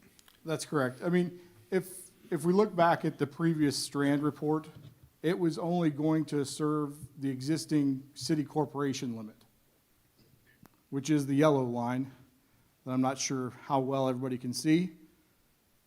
Their report recommended a 21-inch sewer to serve that area just inside the city corporation limit. They don't manufacture 21-inch sewer, so you'd have to go to a 24. So to put a 24-inch sewer in, and that's what we came up with, it was going to be put in the ground that way anyhow. To take the sewer from a 24-inch to a 30-inch doubles your capacity with only about a 10% increase in cost. So that's why, based on that, we've expanded this tributary area for the minimal amount of cost of 10%. Okay, so the mayor took my point, and then it changed a little bit from what my point was. I guess the better question is, if we go from Lafayette Street, State Route 42, over to 142, that's the cost that I'm wondering about, because that looks like speculation to me at this point. I don't know what's going in there. There may be plans, and you said that they've looked at that, but that's not the part to me that's necessary. That's what I'm trying to get to. What's that additional cost? No, it's okay. So, let me see if I can move the map over here just a hair. So our issue right now is the capacity here at the Amherst lift station, and then also the Northwest trunk sewer. And to relieve the Northwest trunk sewer, you could build a parallel, but that area has already been all developed, and it really would provide you that capacity, but you're going to tear up existing streets and have a lot higher costs because you're now having to replace asphalt rather than farm field. So yes, the length is longer coming out here, but it provides you that greater opportunity to redirect that pump station up to this sewer and bring it down that way. You always want to put your sewers, when you're doing gravity, at the lowest point possible in your tributary area so that it can serve the most distance. And also with that, it's about easements too, right? So, Correct. So when you start talking about easements and you say, hey, we want to cut this line as short a distance as we want right across, MTB is going to be like, well, you owe us a lot of money then, because we're going to take up a lot of their, the land that they could develop. So if you see where this line runs, and he explained this, it runs right next to the tributary. Right next to the creek. The creek. Which is the lowest point in the tributary. Which is the lowest point, but right next to the creek, because they cannot really develop that area anyway. And so that's what we're working on MTB. And they're great partners, but there's no way that they would let us just cut a straight line across. And I think maybe if that could have been a question also. Yes. Could you use the mic? Mr. Piles, could you please use the mic, because we can't hear you on the recording. Thank There's you. a lot of that land that you're servicing there and thinking about future development is not going to be capable of being developed because of the Big Darby Accord that applies to any tributary that feeds. So there's going to be great restrictions on developing that area, because I've been there. I've been through that with the EPA and the Big Darby Accord. So a lot of that land you think is going to be available for future houses ain't going to happen. We actually have already researched that. And this tributary leg to this stream is not in the Big Darby Accord. It is not. So we've already checked that with the Ohio EPA and done our due diligence up front, because I had that exact same concern when we started talking with MTB. I thought that stream feeds into Darby, though. No, it actually comes, and we tracked it all the way down. It does not fall within the Big Darby Accord. Goes Matt's Lake, doesn't it? Yeah. It is very close once you get further to the east. And I can't remember the name of the road that's past Spring Valley, that's to the east, that runs north-south of the county road, and I think it's Simpson. That's about where the Darby Accord line is. Okay, and this question's been asked to me, so I'd like to see if you can help me answer that. Sure. And that is, in your experience now, do cities, villages, whoever, do they normally take on the cost to do this themselves, or does that put on developers generally?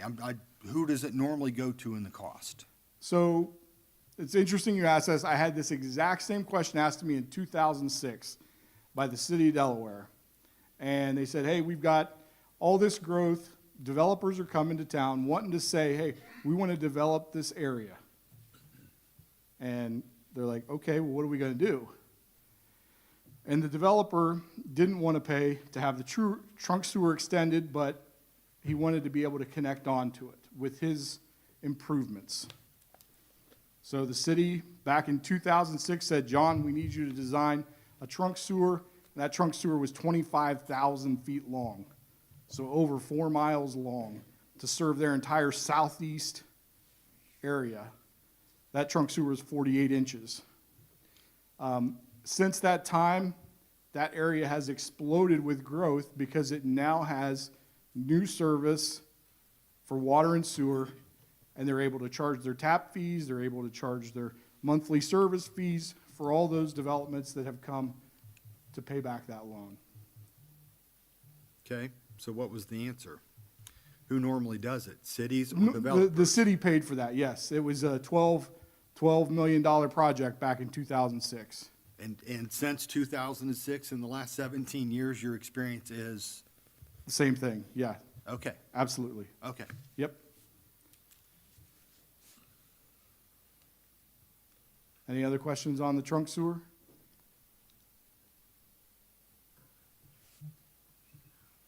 Nope, okay, I'm gonna switch back to the presentation. Hang on one second.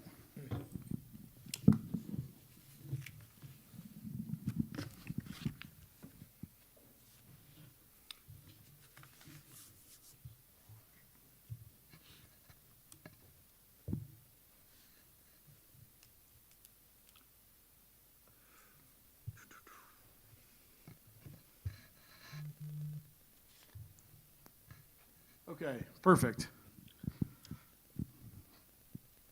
Oops, sorry about that. So other city projects on the sewer side, we know that there's some flooding issues, some I&I issues. So one of the things that we proposed is a sewer study. Man, hitting the wrong button, I am sorry. Wait, so I&I is inflow and infiltration? that's- I&I, yes, I'm sorry, I should explain that better. I&I is inflow and infiltration, correct. It is when rainwater gets into the sanitary sewer that's not intended to carry that rainwater away. We know that there has been other flooding done that has happened here in the downtown area this past summer. So we thought one of the things that we would recommend is that a sewer study should be performed to see what these issues are so that they can be addressed. We've budgeted about $932,000 to perform that study and do the recommended improvements. Now, in the list of things that we have, is that, Steve, that you handed out with the 5 different pages? What's the next slide, sir? Yeah. Here's the list of those repairs, Greg. Sewer system study for $80,000. Yep, Okay, yep. And that, but we've also included budget to make repairs of any defects that that sewer study identifies. Yeah, and then there's also current issues that the city's experiencing. If Rick wants to talk about those, he can. Since I've been here, just identified a few areas that need to be addressed. There's a sewer on South Walnut Street that runs under the railroad tracks that Bill Long televised. I believe there's some cracking under there, so we need to take a good look at that. especially because of the location under the railroad tracks. We have a problematic sewer on East Lincoln and Riley that has some root intrusion, and we need to reline that or replace that sewer. There's a problem in the sewer out back here next to School Street that we have access issues with that and sewer or root intrusion into the sewer. The manhole is deteriorated, so we need to take a look at that sewer line. And the alley behind South Main Street, north of 2nd Street, we have some issues there as well. So these items would be, I would recommend that we address these as part of this project.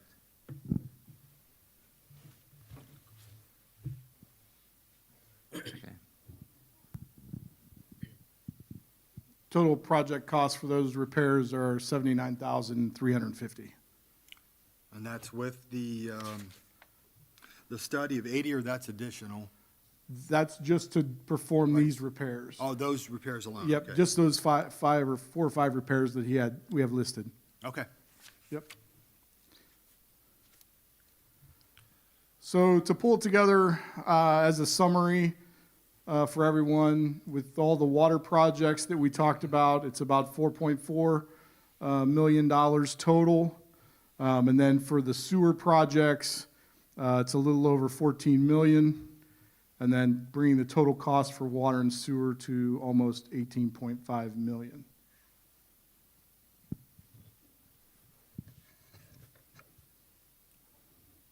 Now I'm going to turn it back over to Steve.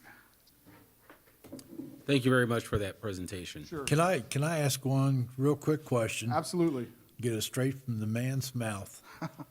This well works out up there. How soon are we going to have water at that new place, at the new plant by spring or summer? It's probably going to be closer to the end of the year due to supply chain. Right now, we're seeing anywhere between 4 and 6 months for pumps. So I don't want to overpromise, but I wouldn't expect it by spring or summer. Okay. Because we still have to design that, for one, and then it still has to go through the EPA permittal process to make sure that everything's designed per standard. So the end of 2023 is looking Yeah, pretty good. pretty good. Okay. Now, what we discussed was bidding that in 2 projects so that we could do the chlorine piece and the chlorine improvements at the East Water Plant as one project and do the well as a separate project, because that's the part that's gonna take longer to get the pump and that type stuff. So that way, maybe by fall, you could have that East Plant back up and running again. With the 2 wells that you have, you're just gonna have to have a little bit more chlorine costs for that short duration until that other well would get in. Okay. Okay? Thank you. You wanna hold it, or you want me to put it there? Rich, to answer your question, again, on the timeline, we have the advertise for bids in June, open bids in July, begin construction September 1st, with construction concluding November 1st. So, yeah, hopefully we can knock a month or 2 off of that, but it will be 2023. Okay. Long time coming. Okay. Amen. So, hey, guys, an awful lot of stuff, right? We've been working on this. I've been working on this for the last 3 years, personally. And as you can see, a lot of moving parts and a lot of cost associated with them, all critical to either current infrastructure improvement or future development purposes. Mr. Eads, you're very, very wise to ask why go up and around the MTB farm and come out on 142, because we all know the closest place from beginning to end is a straight line, right? But as the mayor alluded to, that's impossible, and John alluded that that would cost twice as much money, if not more, to go through this straight line. So this project here takes our problem off of the Amherst lift station. It relieves all of that from the development of the existing trunk sewer. So, you know, if you just imagine removing all that development off of a system that has been plagued with I&I and problems and redirecting it, I mean, that will just, it will solve a lot of nightmares. So we are building it more robust than what was originally discussed, but as John stated, going from a 24-inch to a 30-inch is only a matter of a 10% increase. So, you know, why not do that? Part of the reason that we're here, part of the reason we're in this situation is that those generations before us built the infrastructure as development occurred. And so sometimes they put 6-inch pipes where 12-inch pipes were needed and vice versa. And so if you ask any of these department heads, we've got a hodgepodge, you know, menagerie of different pipe sizes in the ground, different pressure readings. We've got some work ahead of us. How do you pay for all this? Well, unfortunately, rates do have to increase. And like I said before, and I'm not going to use the same vernacular, but there's been no increase in city utility rates for 7 and 8 years collectively, 7 and 8 years. And we all know that rates have increased dramatically in every other aspect of your life, every single one, especially 2022 and right now, just with the cost of groceries and fuel and the other utilities that you pay. As I stated earlier, we are a business. There's no political underminings here or underlinings here at all. This is a business, and we're a nonprofit business. We have to operate in order to provide the services. And the city residents and the end users need water and sewer. There's no ifs, ands, or buts. All right, so how do you pay for that? Well, we have to borrow the money. The EPA says you need to show how to make the loan payments. It's very simple, right? The increases that are in front of you, okay, the water increases, the sewer increases. As I stated before, the first that you've seen in 7 and 8 years respectively. At the end of the first year, and these are set to begin in July. So beginning July, the end user, the normal family's rate will go up $8.85 a month. In 1 year, The first year, beginning July, okay? okay? The rates will go up $8.85 a month. There is, with the sewer, a step increase of 2 additional rates in year 2 and year 3 of $5.99 a month. At the end of 3 years, year 3, the per month increase is $20.83. Mind you, that's at the end of 3 years. All I can say is an increase in anything that you do in life, whether it's your fuel bill, your gas bill, your grocery bill, I don't care, bill, has gone up more than that. We all know that. We are providing a fix for London's infrastructure problem. We're providing a fix for the Amherst problems that we have for, and we're building this robust enough for future growth to occur. Questions?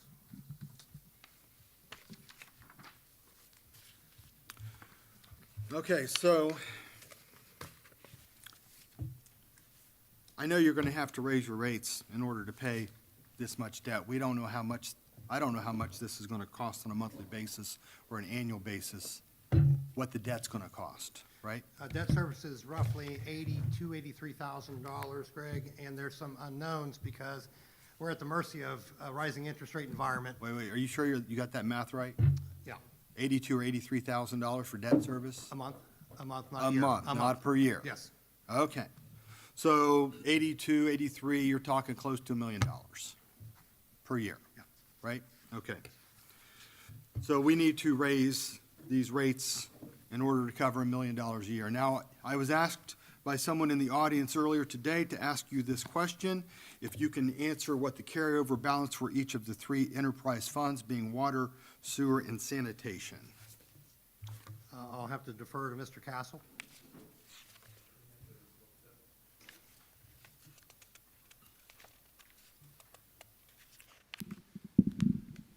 Basically, what you're asking is what the fund balance is at the end of the year? That's, I believe that's the question. She had that up here a second ago. She's still looking. Well, I do have the printout if it helps you, or Kenna. Well, yeah, if you can. Well, I mean, if she wants to give it, that's fine. Well, one's one's a little over 2 million and the other one's over 1 million. So, water, Fund 652, water, at the end of the year had $2,395,000. Yep. Give or take $1. Yep. And the sanitary sewer at the end of the year had $1,996,000, Correct. right? Yes.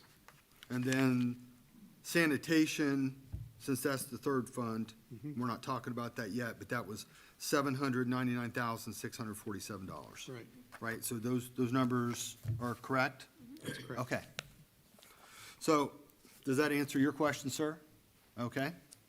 I'm glad that we can answer that question. I just want to reiterate that 2 of the 3. All 2 of the 3 spent more in '22 than they received. So the receipts were less than what they spent. So you're looking at a And the- declining fund balance for 2 of the 3 accounts. Yeah, if you look at the report that compares the fund balance of, compared 21 to 22, all 3 of those funds are declining. The fund balance is less than it was in '21. 2 of the 3 spent more, being water No. or sewer- sanitation? Sewer and sanitation. Because water went up by $545,000 in that fund for the year. Sanitary sewer went down by, what, $152,000, which is 5% that it decreased. And the sanitation fund was $830 and went down to $799, so that's only 2 or 3% difference in there. But they did go down, I agree. And those, Take a question from the audience. Yes, if you use the microphone, please. Since we do have the experts here this evening. Let me tell you that I retired as a deputy comptroller from the State Department of Education. I managed a $9 billion budget there annually. My brain froze at $18 million. I understand the need for the work. I'm not questioning it. My question comes is, how are we going to pay? Who's going to pay the $18 million? Are we going to receive federal grants? Is the state of Ohio pitching in with funds? Or are we going to be absorbing this through property tax? And if we do, has anyone even sat down to estimate how much we're going to increase our property tax? So I always have to ask in this question, as a taxpayer and a property owner in London, how are we going to come up with the $18 million? Thank you. Thank you. That's where we're getting it. The payment for the debt service is exclusively borne by the end user. So the product cost increases. It has nothing to do with property taxes or any tax whatsoever. It's the cost for the product, and the product is water and sewer. So that's the $20.83 Over per at month? at the 3-year mark. After 3 years, Yeah. $20.83 would be the increase on each monthly water bill on average. Yeah, no, let me retract that, because that's net. We have sanitation increase as well, which is one of the ordinances in front of you. Correct. And it's kind of stated, that's one of the declining balances. We had enormous expenses with our new trucks, with maintenance, you know, that we bought 2 new trucks a couple years ago, and where they're on a very, very regimented maintenance schedule. So those costs have increased dramatically. Plus, the cost of diesel, if anybody notices, has skyrocketed, absolutely skyrocketed. So our costs have increased. We are still light years below with that $2.35, I believe, increase, light years below if we outsource to Rumpke or Waste Management. We're still providing that service at a much cheaper cost. And so if I remove sanitation from the water and sewer increases, then the $8.65 goes down to $6 and some change, okay? So I want to make sure that you understand that this is the overall increase across the board, okay? So the net. Of which the majority of that is borne in the sanitation or sanitary sewer rates. Sewer, yes.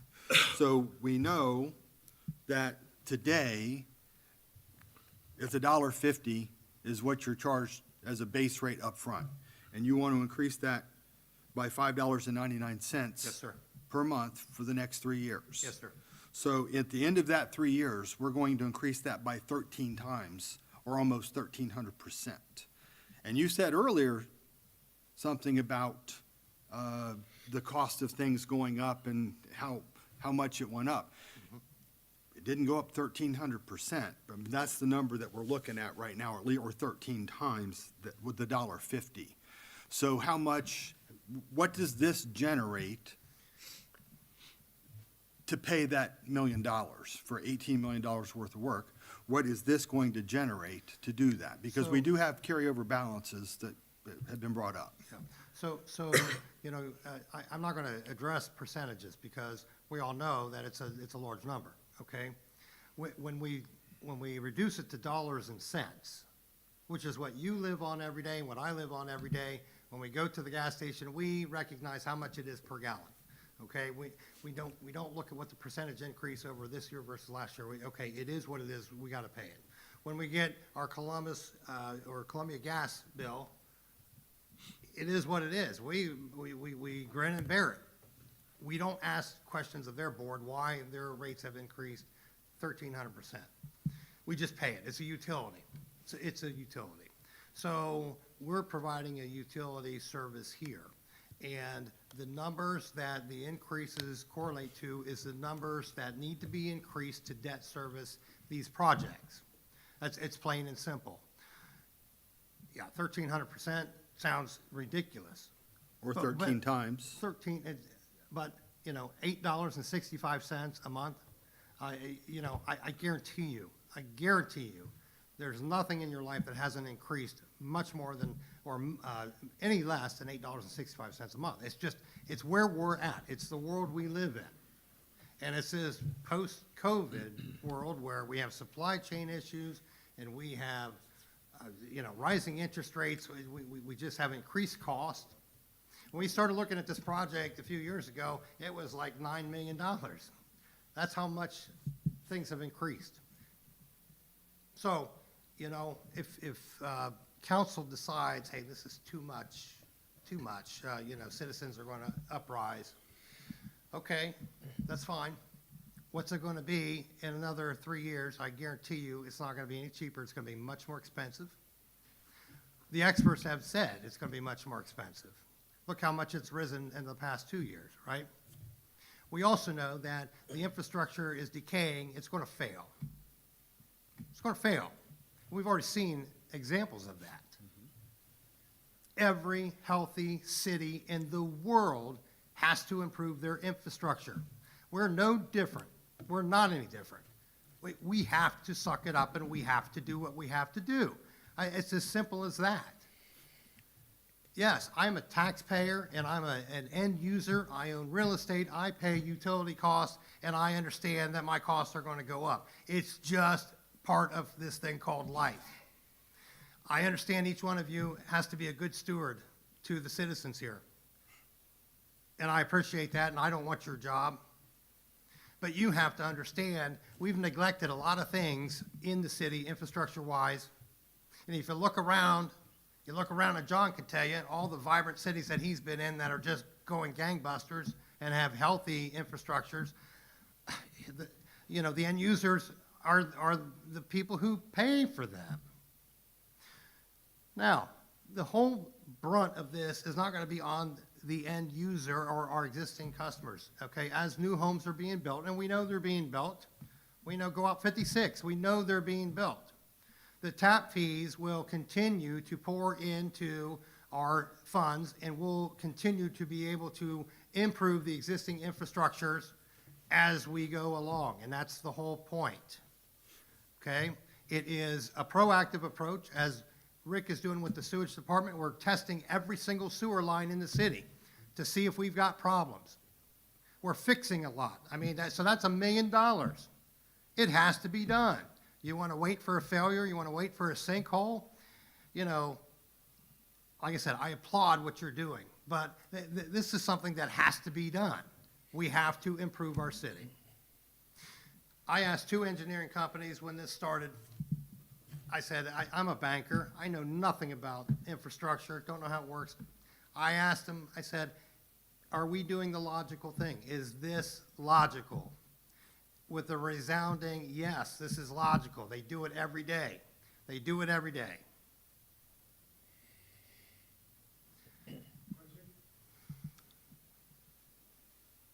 At the end of 3 years, I'm going to be paying $20 more a month to satisfy that. Yes, sir. But that's on top of some other 3% increases you're increased on services.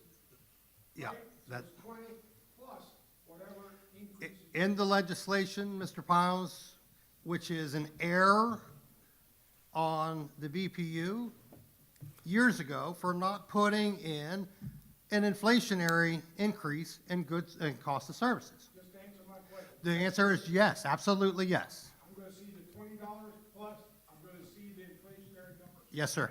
Yes, sir. Yes, sir. So I'll need a $100 bill before you. Well, I appreciate that humor. Okay. Mr. Lee Lonick, I'd like to, first of all, thank you guys for putting this together, so much time and effort into this. I do see this as being proactive. I think that we've gotten to this point by sitting in lots of council meetings with upset neighbors with flooding issues, upset neighbors talking about, you know, their pipes are burst or there's a sewer issue or a water issue here or there. I think that that's how we've gotten to this point. And I think we've gotten to all of those points by not doing what we should do. It's like driving a car and the check engine light's on and you just keep driving it and keep driving it and keep driving it. By the time you take it to the dealership to get it fixed, you're way far ahead in price of what it's going to cost to fix that than you would have been when the light first came on. I think we can look at this as the light first came on years ago. Like you said, it was $9 million before. Now we're looking at $18 million. We can keep kicking the can down the road and we can go to $50 million if we want to. $20 more per month after about 3 years, plus the 3% increase, that should have been built in there years ago, even before, you know, it was considered a while ago. It should have permanently been in there because everything increases. One of the top things that you need to have a civilized civilization is clean water. That's number one. Right now, if we want to see any type of growth in this city, we are going to have an issue with providing clean water for our city. I don't want to see that as an issue. I don't want our city not to be able to grow and to be able to add houses and to be able to maintain the current houses that we have. I don't want my kids sick. I don't want anyone in this community to get sick from water that's not being treated correctly because we decided not to put money into it to make it better. I think if that happens, that would be shame on all of us because we have a chance right now and right here to do something about this finally. We've kicked it down the road and kicked it down the road, but now we can do something about it. It's come to us before, everyone's complained about it, and we said, okay, what would it look like to stop the flooding in, you know, Miss Sue neighbor's backyard? What is it going to look like to have clean water? What is it going to look like to get the station running that we built and that we're paying for? This is what it's going to look like. This is what we cannot pass this project. This project is the only project that's going to help this city to go into the future, or we can continue to put Band-Aids on our failing infrastructure, and I guarantee you we will spend more money putting Band-Aids on it than actually fixing it and setting ourselves up to build in the future and to grow in the future. Even with the different positions of the pump stations and everything, that's going to allow for better service to the people that are currently there and the possibility for future service. We know that West Jeff has grown through industry. They've grown exponentially. Those people there are going to need a place to live. How could we provide a place to live so close to them? And the growth is coming here. I don't think anybody wants to move south anymore. You can't go east anymore. It's all the way out to Newark. You can't go north. You're going to end up in Michigan. Who wants to move there? So west, this is going to be the next place for growth. And we are in a perfect position so close to Hilliard that this is the place for growth. And if we don't take advantage of this and do something about this now, we're going to sit here 20 years from now and we're going to say, wow, we should have listened and set ourselves up for all of that growth that's coming this way. We totally got skipped over. And now, it's in Plain City, or they went somewhere else and around the Springfield, or Mount Sterling took over. They're cleaning up pretty good over there.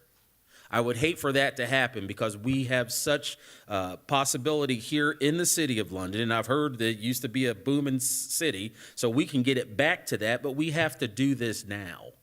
This is what it looks like. They've taken the time to put all this effort and energy into this presentation, and they have done their due diligence. I can tell they have. So I think this is a great project for our city. I think Mr. Eads for the questions and everything. And that price tag there, that's $18 million. But in the grand scheme of things of running a city and a city to continue into a future, the $18 million is not that big of a price tag, not at all, compared to what it's going to cost us to keep putting Band-Aids on lines that have been there for over 100 years. So thank you very much for your presentation and all of your work. And thank you guys all who have been paying attention to this through finance meetings and all the different meetings that this has been in. Yes, Mr. Eads? I'm only going to ask one more question. Because we have carryover balances, Mr. Lelonic, have you considered or would you consider paying for some of these smaller projects so we don't have to take a loan on them? Such as the water project, one's $113,000, why can't we pay for that? Or the miscellaneous sewer projects of the two that equal almost $160,000. Is there enough money there? Take this out of this loan, go ahead and pay for that. Does it make any sense to do that? Again, there's a comfort level to each department. And I'll once again go back to the Main Street water main, $1.25 million, right? Just for 1,000 feet of 3,000 feet of pipe. The costs are so exorbitant. I'm gonna leave you with one final scary thought. So this time last year, we have a $11 million water plant that hasn't produced drop one. We've got a 50, 60-year-old water plant that's just running at full capacity, doesn't stop, 1 million gallons per day, day in, day out. That water plant breaks. The water plant breaks, okay? We can't fix it for a week, 2 weeks. Okay, what do we do? What do we do? I can tell you, we would have been sunk. Our towers would have been bled dry in the first, they only hold, how many? 2 million gallons? And we use 1 million gallons a day. It lasted 2 days. And then what? We're out of water. A city of 10.5, 11,000 people, we're out of water. Does that not scare you? It scared me dramatically, because it was a very real possibility, all right? One functioning plant, and if that went down, we'd be in a world of hurt. So what has happened since then? Okay, this board and this administration has stepped up. We negotiated that connect with the county at the county's expense, our gain, that goes in March. We have an interconnect on State Route 38 they put in last summer for emergency purposes so that we won't live through that scenario, okay? But that's a very real scenario, and nobody realized it, or we just want to turn our heads. But it's a very real scenario, that existing plant go down. So we have tackled that and we fixed it. The scarier part is the infrastructure and the fact that we're not preparing for the future. Mr. President very well said, this town, I've been here for 23 years now, I embrace it as my own, and, you know, there's no political motive in this for me at all. This is a job that the mayor asked me to take on. I accepted it. The resolution was confirmed that this is how we resolve it. This is how we pay for it. It's not out of question, and I can tell you, every other community goes through this, and John can stand up here and tell you, every other community goes through this, and we are paying well below market rate for our utilities. Thank you for your time this evening. Thank you. Real quick. Yes. Do you think there might be a possibility we might get like a sample bill, like a family of 4 and a family of 2, what this might look like in 3 years? Like with all 3 utilities? Could that be possible? Carol, can you put that together? Carol, Benedict, Great. we'll put that together for you. Awesome. And, you know, along, I think in order to compare apples to apples with that, we need to take a look at what our other utilities may cost in 3 years. So we can get a fair look at what our utilities will look like overall. You know, if we say, okay, this much percent increase, and I guarantee you it'll look similar to what it looks like already because they already have built-in increases. And thanks again, and thank you for Thank you. bumping this up, and I apologize to anybody who's behind us. Thank you for coming, both of you. All right. Thank you. And that was resolution, that was ordinance 11523. And then along with that, we have ordinance 11623. Motion to read by title or number. So moved. Second. All right. Are we just leaving this on at that point? We're going to read all the ordinances. Yeah, we're not going to We're gonna vote do on all these three? tonight, so all three will go more readings. I like to definitely make sure that we get more of the community involved in the readings of these ordinances. Ordinance 116, we've got a first and a second. Clerk, please read the ordinance. Ordinance 11623, sponsored by Rich Hayes and Henry Comer, an ordinance amending section 1042 of the codified ordinances. Okay, we've just had a quite robust discussion on these. Any further discussion on that? Okay, then moving on to, let me turn my page here. 11723, a motion to read by title or number. So moved. Second. All right, clerk, could you please read the ordinance? Resolution 11723, sponsored by Rich Hayes and Henry Comer, a resolution amending the current trash rates. Okay. All right, any further discussion on those? All right, thank you again, BPU and Burgess and Nyepel representative. All right, on to the rest of our new business for the evening. Resolution 10123, a motion to read by title or number. So moved. Second. All right, clerk, could you please read the resolution? Resolution 10123, sponsored by Greg Eads, a resolution authorizing the auditor to transfer funds. I will speak on that. Let me pull it back up. Okay, so there's actually 12 different transfers here. I had a number of questions for the auditor, just because I didn't necessarily understand those. If you have any questions, I don't know, did everybody see the cash flow transfers to and from? And what you don't see there is like some of these say to cash fund to help fund water, or down below cash flow to help the fund being the street M&R, the state highway permissive fund, zoning and building.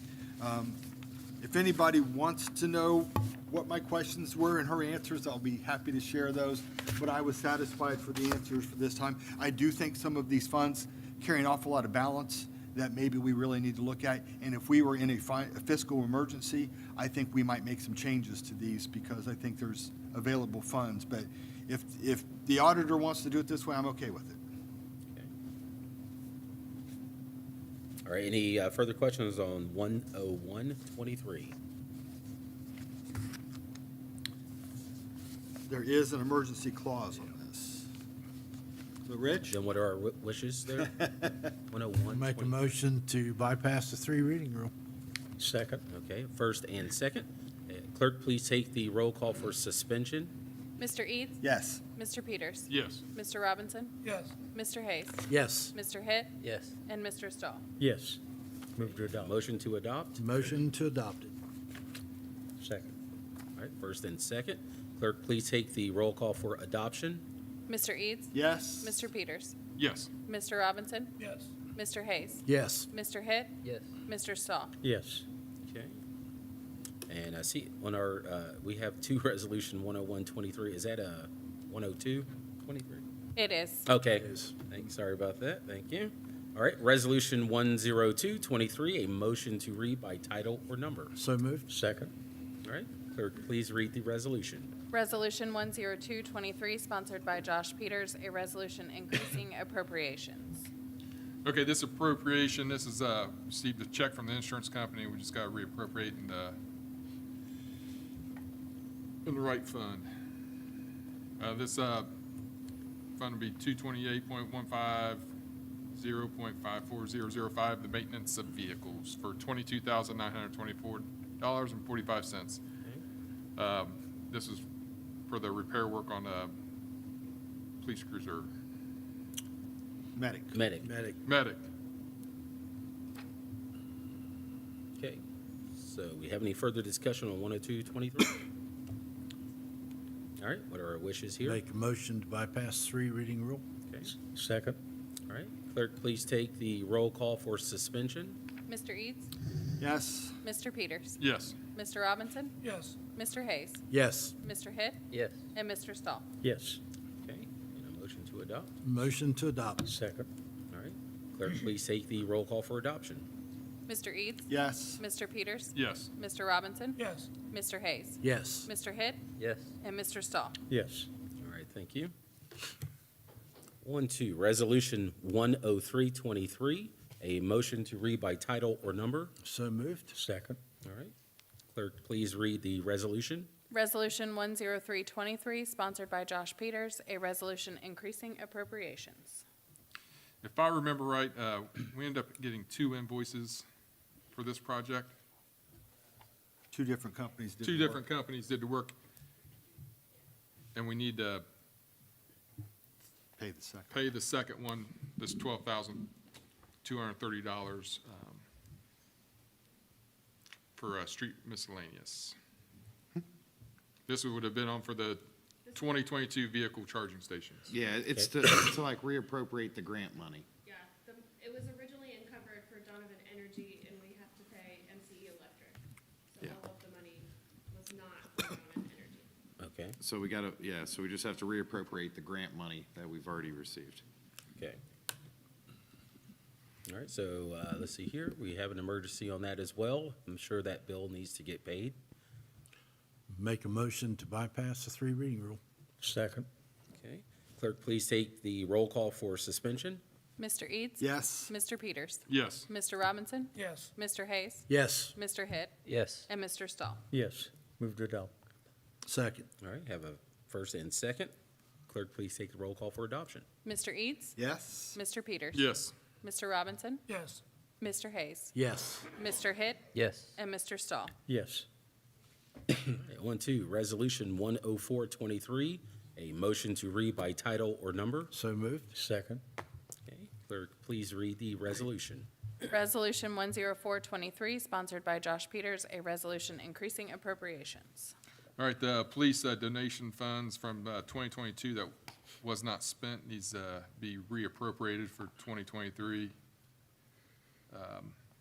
for the amount of $8,870.42. That money be available for, police department to spend. And this does not have an And there's emergency no clause. emergency on that one. No emergency. He said there's no emergency on it. But We can do that if we like, so they can use the money. It's, I'll make a motion to bypass three reading rule. okay? Second. All right, first and second. Clerk, please take the roll call for suspension. Mr. Eads? Yes. Mr. Peters? yes, Mr. Robinson? Yes, Mr. Hayes? Yes. Mr. Hitt? Yes. Mr. Stahl? Yes, move to adopt. Second. All right, first and second to adopt. Clerk, please take the roll call for adoption. Mr. Eads? Yes. Mr. Peters? yes, Mr. Robinson? yes, Mr. Hayes? Yes. Mr. Hitt? Yes. Mr. Stahl? Yes. All right, thank you. Resolution 10523, a motion to read by title or number. So moved. Second. All right, clerk, please read the resolution. Resolution 10523, sponsored by Josh Peters, a resolution increasing appropriations. same as the police department, the fire department has, donation money they need to carry over for 2023 for the amount of $3,833 or $3,833.89. Okay. Our wish is here. I'll make a motion to bypass the three reading rule. I'm sure they can use it. Second. All right. Clerk, please take the roll call for suspension. Mr. Eads? Yes. Mr. Peters? Yes, Mr. Robinson? yes, Mr. Hayes? Yes. Mr. Hitt? Yes. Mr. Stahl? Yes, move to adopt. Second. All right, first and second for adoption. Clerk, please take the roll call for adoption. Mr. Eads? Yes. Mr. Peters? yes, Mr. Robinson? yes, Mr. Hayes? Yes. Mr. Hitt? Yes. Mr. Stahl? Yes. Okay. On to Resolution 10623, a motion to read by title or number. So moved. Second. All right, clerk, please read the resolution. Resolution 10623, sponsored by Josh Peters, a resolution increasing appropriations. this is, looks like grant money that was not spent in 2022 that needs to be reappropriated for 2023. Fire grant for $3,161.23. Okay. All right, what are our wishes here? Make a motion to bypass the three reading rule. Second. Okay. Clerk, please take the roll call for suspension. Mr. Eads? Yes. Mr. Peters? Yes, Mr. Robinson? yes, Mr. Hayes? Yes. Mr. Hitt? Yes. Mr. Stahl? Yes, move to adopt. Second. First and second for adoption. Clerk, please take the roll call for adoption. Mr. Eads? Yes, ma'am. Mr. Peters? yes, Mr. Robinson? yes, Mr. Hayes? Yes. Mr. Hitt? Yes. Mr. Stahl? Yes. All right. On to Resolution 10723, a motion to read by title or number. So moved. Second. All right, clerk, please read the resolution. Resolution 10723, sponsored by Henry Comer, a resolution increasing appropriations. Okay, and this is for the police department. They are in need of a new cruiser, and they were on a rotation for cruisers, so that way they can keep the fleet fresh, so they don't get too many miles and they get all worn out. So this is to help them to stay on that rotation. So this is equipment lease purchase police for $62,000. And the reason for this being an emergency, Is because if they don't order that now, we'll be into the next year before they can actually get another police cruiser. And Be then- 2 years. Yeah, it'll be 2 years then. So it wouldn't be this year, it would be next year before they could actually get one. So with this vehicle here, if we get this approved, then hopefully by the end of the year, they'll have a car. So, and I will say I'm always in favor when they have plans in place and we work the plan, and that's exactly what this is. right. And this does have an emergency clause, so I move that. Don't do it. Let Rich do. I was going to give him a break. I move that we suspend the three reading rule. I'll second. All right. Clerk, please take the roll call for suspension. Mr. Eads? Yes. Mr. Peters? yes, Mr. Robinson? yes, Mr. Hayes? Yes. Mr. Hitt? Yes. Mr. Stahl? Yes, move to adopt. Second. All right. Mr. Eads? Yes. Mr. Peters? yes, Mr. Robinson? yes, Mr. Hayes? Yes. Mr. Hitt? Yes. Mr. Stahl? Yes. Thank you. All right. All right. On to Resolution 10823, A motion to read by title or number. So moved. Second. All right, clerk, please read the resolution. Resolution 10823, sponsored by Henry Comer, a resolution increasing appropriations. Okay, and this is the police department again, and they have purchased a new cruiser, and it needs upfitted, so that way it has all the equipment on it that they need in order to operate. An equipment lease purchase police, it's 13,750 is the amount to get that upfitted. So this is actually the cruiser that was purchased last year that needs upfitted. And Ms. Combs, correct me if I'm wrong, but there was some payback money on a grant that they're actually using that money that we'd already spent, but we got it back as part of a grant, and they're using that $13,750, which was a grant reimbursement for this, correct? Okay. Right. And I'm not sure if many of you have done ride-alongs before, but the upfitting and the equipment on the police vehicles, very, very important. You want it to work when it's supposed to work, because I've actually gone on a ride-along with the London Police, and the equipment did not work. But, time may have been of the essence, but luckily we had time to call, certain thing in and get the information there. Whereas, when the equipment was on and it clicked off, it was giving us a signal that was not good. So, luckily we had time to call that in. But yeah, they definitely need their equipment working and operational. So what are our wishes here? Make a motion to bypass the three reading rule on it. Second. First and second. Clerk, please take the roll call for suspension. Mr. Eads? Yes. Mr. Peters? Yes. Mr. Robinson? Yes. Mr. Hayes? Yes. Mr. Hitt? Yes. And Mr. Stahl? Yes, move to adopt. Second. Clerk, please take the roll call for adoption. Mr. Eads? Yes. Mr. Peters? Yes. Mr. Robinson? Yes. Mr. Hayes? Yes. Mr. Hitt? Yes. Mr. Stahl? Yes. All right. On to Resolution 10923, a motion to read by title or number. So moved. Second. All right, clerk, please read the resolution. Resolution 10923, sponsored by Greg Eads, a resolution increasing appropriations. So just like the police department, the street department has, well, I'm sorry, let's change that. Where the police department's been on a rotation every year for a cruiser, the street department has not. They have a very aging fleet. We actually had this in our plans October, November to do this and go ahead and appropriate money. The problem was that it was going to have to be reappropriated now anyway. It just wasn't going to happen. So instead of doing that, we're now appropriating the money that we thought we were going to last year in the amount of $230,000 to buy another plow truck or dump truck, if you will. And again, we may not get it for 2 years, but we are appropriating the money because without that, they can't even be on the list to order one. Okay, and what are our wishes here? Make a motion to bypass the three reading rule. First, no questions. Second. Second? All right, clerk, please take the roll call for suspension. Mr. Eads? Yes. Mr. Peters? Yes. Mr. Robinson? Yes. Mr. Hayes? Yes. Mr. Hitt? Yes. Mr. Stahl? Yes, move to adopt. Second. All right, first and second for adoption. Clerk, please take the roll call for adoption. Mr. Eads? Yes. Mr. Peters? Yes. Mr. Robinson? Yes. Mr. Hayes? Yes. Mr. Hitt? Yes. Mr. Stahl? Yes. Okay, resolution 11023, a motion to read by title or number. Make a motion to read by title and number. Second. Okay, clerk, please read the resolution. Resolution 11023, sponsored by Andrew Hitt, a resolution authorizing the Safety Service Director to apply for and accept a grant from the Ohio Department of Commerce for Marks Radio Systems. So this allows the Safety Service Director to apply and accept the grant for the MARC system, which is the communication system that the fire department uses. This will help defray costs for using that system. Okay, and that's $15,000. Yeah. All right, what are our wishes here? I'd like to make a motion to suspend the three reading rule. Okay, Second. and the first and second for suspension. Clerk, please take the roll call.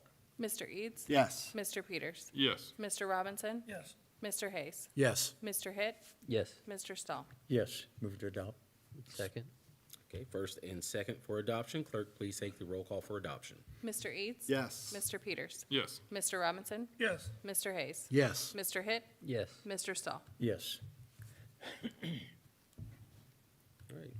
Resolution 11123, a motion to read by title or number. Make a motion to read by title and number. Second. All right. First and second, clerk, please read the resolution. Resolution 11123, sponsored by Andrew Hitt, a resolution authorizing the Safety Service Director to apply for and accept a FEMA Assistance to Firefighters grant. Okay, this is a grant for equipment. It would require a 10% match from the fire department. It'd be up to $150,000. So that would, if they got that amount, the fire department would owe $15,000 towards that, or matching funds.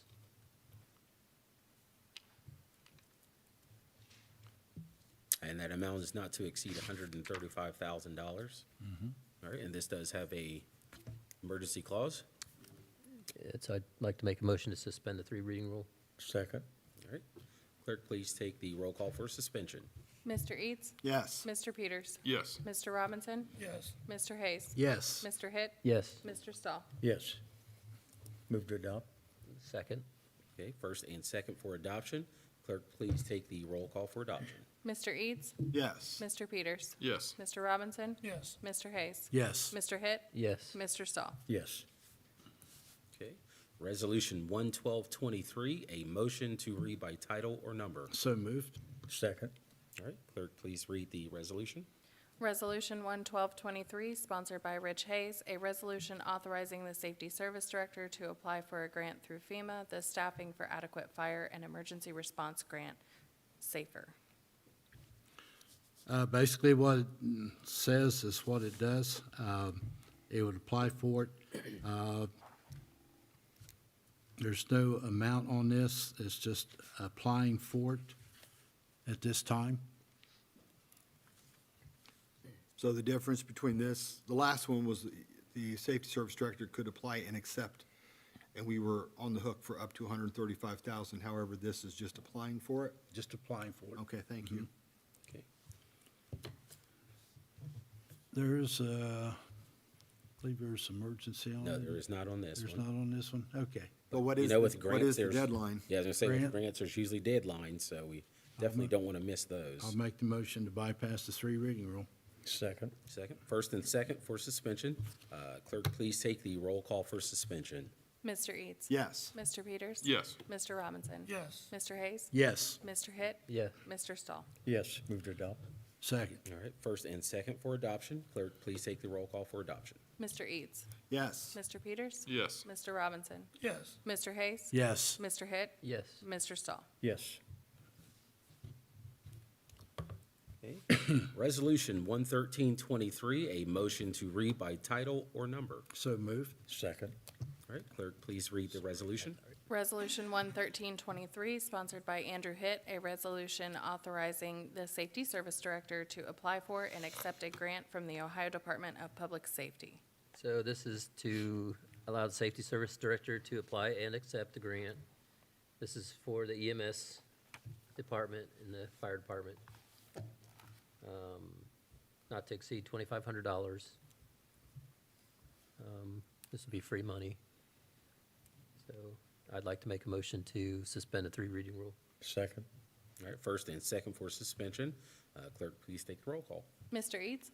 Yes. Mr. Peters? Yes. Mr. Robinson? Yes. Mr. Hayes? Yes. Mr. Hitt? Yes. Mr. Stahl? Yes. Mr. President, Yes. before we call for the question, just want to point this out, if there's anybody still watching, listening, or they're watching the video or sitting in the audience, I just point out the example that the city or the fire department or the safety service director or whoever it is actively pursuing as many grants and free money and free stuff as we can. There's been a lot of examples of this time. This is only $2,500, but it's $2,500. Amen. So I think whoever's doing all that work to find the grants, thank you. And so many of them you don't know to the last minute. That's why we have to suspend them. Yes. Yeah. now that I've interrupted the flow, go ahead, Mr. Hitt. And it's also not only that there's a short deadline, but sometimes they just now posted it. So it's not that they've been sitting there forever and we just now found it. Sometimes it pops up and it says, hey, you have a week to get this in if you want this grant. Right. So, Actually, the Yes. next one is a prime example of that. Really? The Okay. next grant is a prime example. It has to be in by the end of the month. We just found out about it a week or two ago. right, so just to let everyone know, because I know sometimes it may look like, oh, do they not know what they're doing? They have to suspend everything all the time? Or are they just running by the seat of their pants? But, that's not always the case or often the case. Is just that some of these grants pop up and you have a week to apply for them. And if you miss the window, then you miss it. So, all right, back with our flow. Go, Mr. Hitt. Mr. Hitt. Mr. Hitt. I don't remember where we were at. Where were we at? Suspending? We already suspended, so Did we? it's up to Okay. you. I make a motion to adopt. There you go. I'll second that. All right, first and second for adoption. Clerk, please take the roll call for adoption. Mr. Eads? Yes. Mr. Peters? Yes. Mr. Robinson? Yes. Mr. Hayes? Yes. Mr. Hitt? Yes. Mr. Stahl? Yes. Okay. Resolution 11423, a motion to read by title or number. So moved. Second. All right, clerk, please read the resolution. Resolution 11423, sponsored by Greg Eads, a resolution authorizing the Board of Public Utilities to apply for and accept a grant from the Ohio Department of Public Safety. Hey, after this one, there's only 6 more to go. We're cruising now. Okay, it's a small grant, $10,000, the EPA. There is not specific reasons. It is the Board of Public Utilities, if we accept the grant, to apply for and accept a grant of $10,000. They mentioned things such as flow meters or pressure loggers and the training on which to do that. So it's $10,000, free money. Hurrah. All right. And our wishes here, 114. I move to suspend the rules. I'll second. And Rich seconded. We got it. All right, clerk, please take the roll call for suspension. Well, they Mr. all Eads? looked at me. Rich was looking at me like, what are you going to do? Mr. Eads? Yes. Mr. Peters? Yes. Mr. Robinson? Yes. Mr. Hayes? Yes. Mr. Hitt? Yes. Mr. Stahl? Yes. Move to adopt. Second. All right, first and second for adoption. Clerk, please take the roll call for adoption. Mr. Eads? Yes. Mr. Peters? Yes. Mr. Robinson? Yes. Mr. Hayes? Yes. Mr. Hitt? Yes. Mr. Stahl? Yes. Okay. 1-2, Resolution 11823, a motion to read by title or number. So moved. Second. All right, clerk, please read the resolution. Resolution 11823, sponsored by John Stahl, a resolution adopting the recommendations of the Planning Commission for preliminary development plan. This is for the Kennedy Station Apartments, which we talked about earlier. We need to have a hearing on that, don't we? Public hearing? All right, let's see here, I have not calculated that date. I think it's February 19th, if memory serves me correctly. March 19th. Let's see here, February 19th, yeah. February, it would be Yeah. February instead of March. So February 19th, let's see here, public hearing. Well, whatever that meeting is after that date. Is it March 2nd? March 2nd.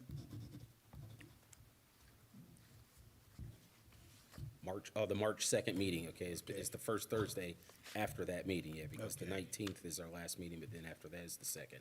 Okay. Right. Right, okay. so March 2nd meeting. All right, so we'll have a public hearing scheduled for March 2nd for Resolution 11823. Do you have any further discussion on 11823? I do have a question. Okay. Do you have a question? Go ahead. On the application, is Joe Mosier still employed with the city?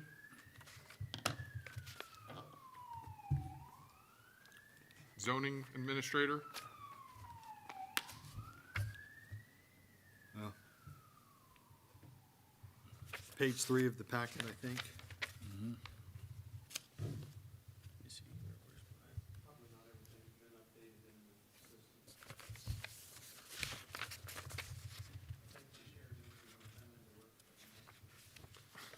So Joe's not Well, there. I didn't know, maybe you hired him as a zoning administrator. I Will this affect this application at all?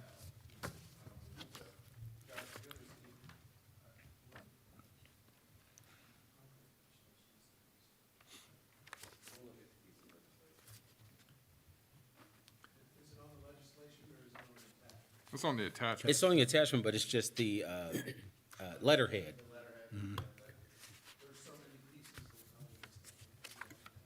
Yeah, that's a letterhead there, so. I do have a question.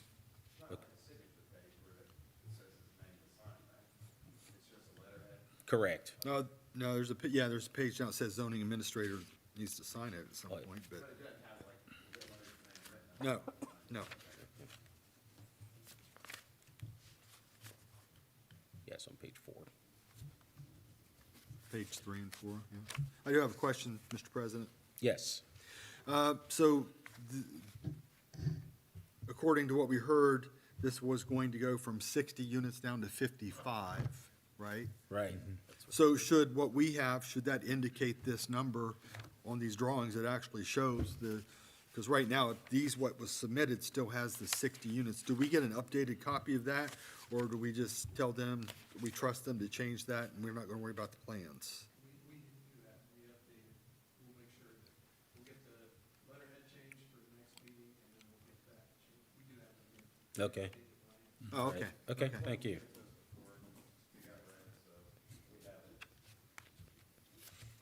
All right, thank you for that. We'll have that, and we'll have that at our next meeting. Okay. And again, that public hearing is March 2nd. That'll be our first meeting in March. All right, next, Resolution 11923, a motion to read by title or number. So moved. Second. All right, clerk, please read the resolution. Resolution 11923, sponsored by Rich Hayes, a resolution authorizing the Safety Service Director to enter into a contract for the demolition of a property. This resolution would authorize Safety Service Director to enter into a contract for the demolition of property located at 5 Stewart Avenue. The city has already issued an order declaring the property unsafe and dangerous. The property owner neither appealed the order of the Residential Board of Appeals nor to Madison County Common Pleas Court. The property constitutes a real and present danger of collapsing. I was out there today looking at it, and it looks like it could come down at any time. This resolution authorizes the Safety Service Director to enter into a contract for demolition in an amount not to exceed, and we'll say it again, not to exceed $49,000. Can we discuss for just a minute? Yes. So this house caught on fire last summer. It's been sitting there as it is. It's not boarded up. There's no safety precautions in place unless they just went up recently. I don't have any problem with this ordinance. I think that we should probably consider, because this is the second house that I know of that sat there as it was for a long time. I would just hope that the administration or whoever should be in charge of this, maybe we change the rules and regulations. In Columbus, if this happens, they board the house up. No one can get in and get hurt. Here, we don't do that. Maybe we should consider somehow securing those premises, giving that to the cost of the homeowner or the insurance company. I know one of the arguments here is, well, the insurance company, they have the right to do this first. Well, we should have the right to make the house safe before the insurance company acts upon it, which could take a while. So, yes, sir. I don't know if this is correct or not, but I'm assuming it is. We've been trying to get in contact with the homeowner. He's nowhere to be found. We don't really have any legal rights to go on and alter or do anything to that property. If there's fencing around it, we could probably put tape on the fencing, but Jennifer's in the process of going to court to give us legal rights to go onto the property to tear it down, and I would think to do anything to it. So would you suggest that we could create an ordinance or do something that gives council that right? I will or have to. gives the city the right?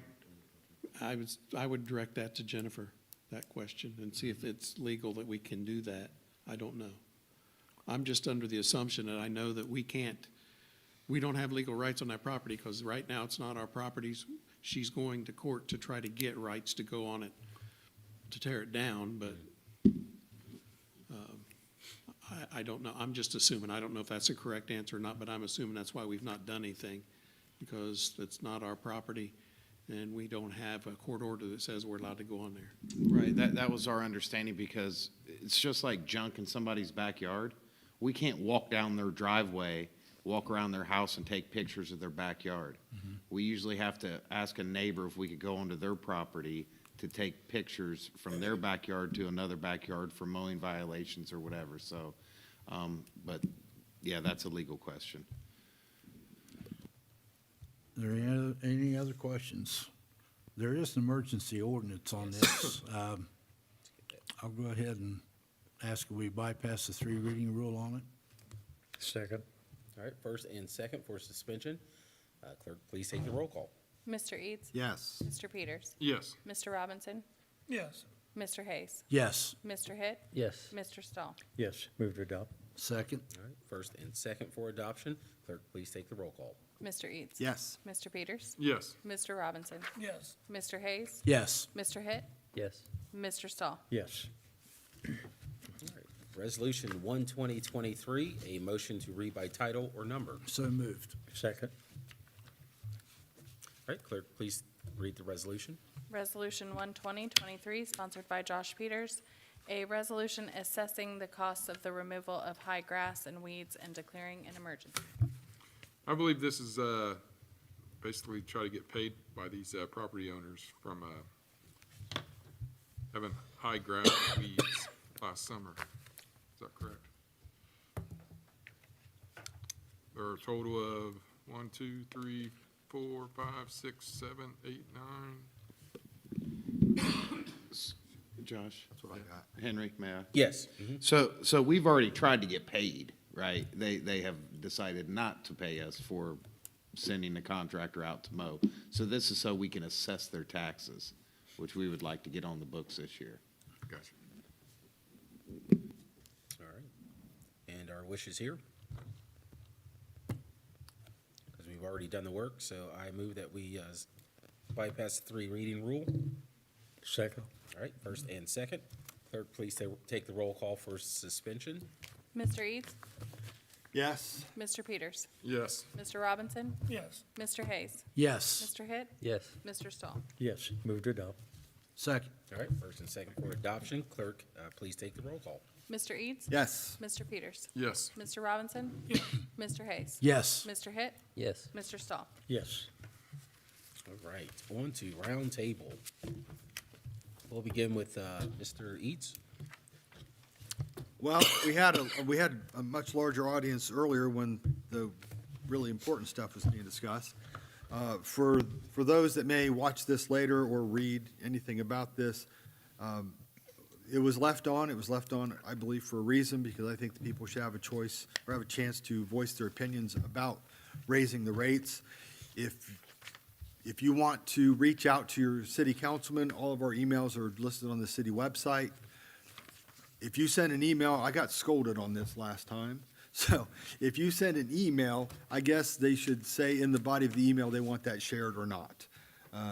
I tried to correct the situation, and I got scolded because she thought it made it sounded like she had changed her mind, which she had not. So I guess I'll pay attention and make sure that they say, or check back with them, do you want this read at city council in the future? But hopefully people take the time to share their thoughts and opinions about this. Thank you all for coming. Aren't those email public? Yeah. Yeah, so once we get that email, it's public, so. Yes. Yeah. But they can ask us to read, or they can just send it to us and not ask us to read. I think that was her opinion. I'm not asking you to read this at city council, I'm just sharing this with you.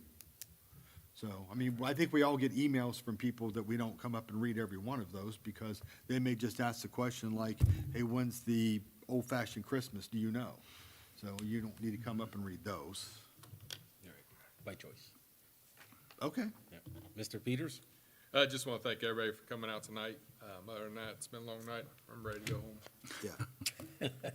Robinson? I'll keep it short, so we don't have anything.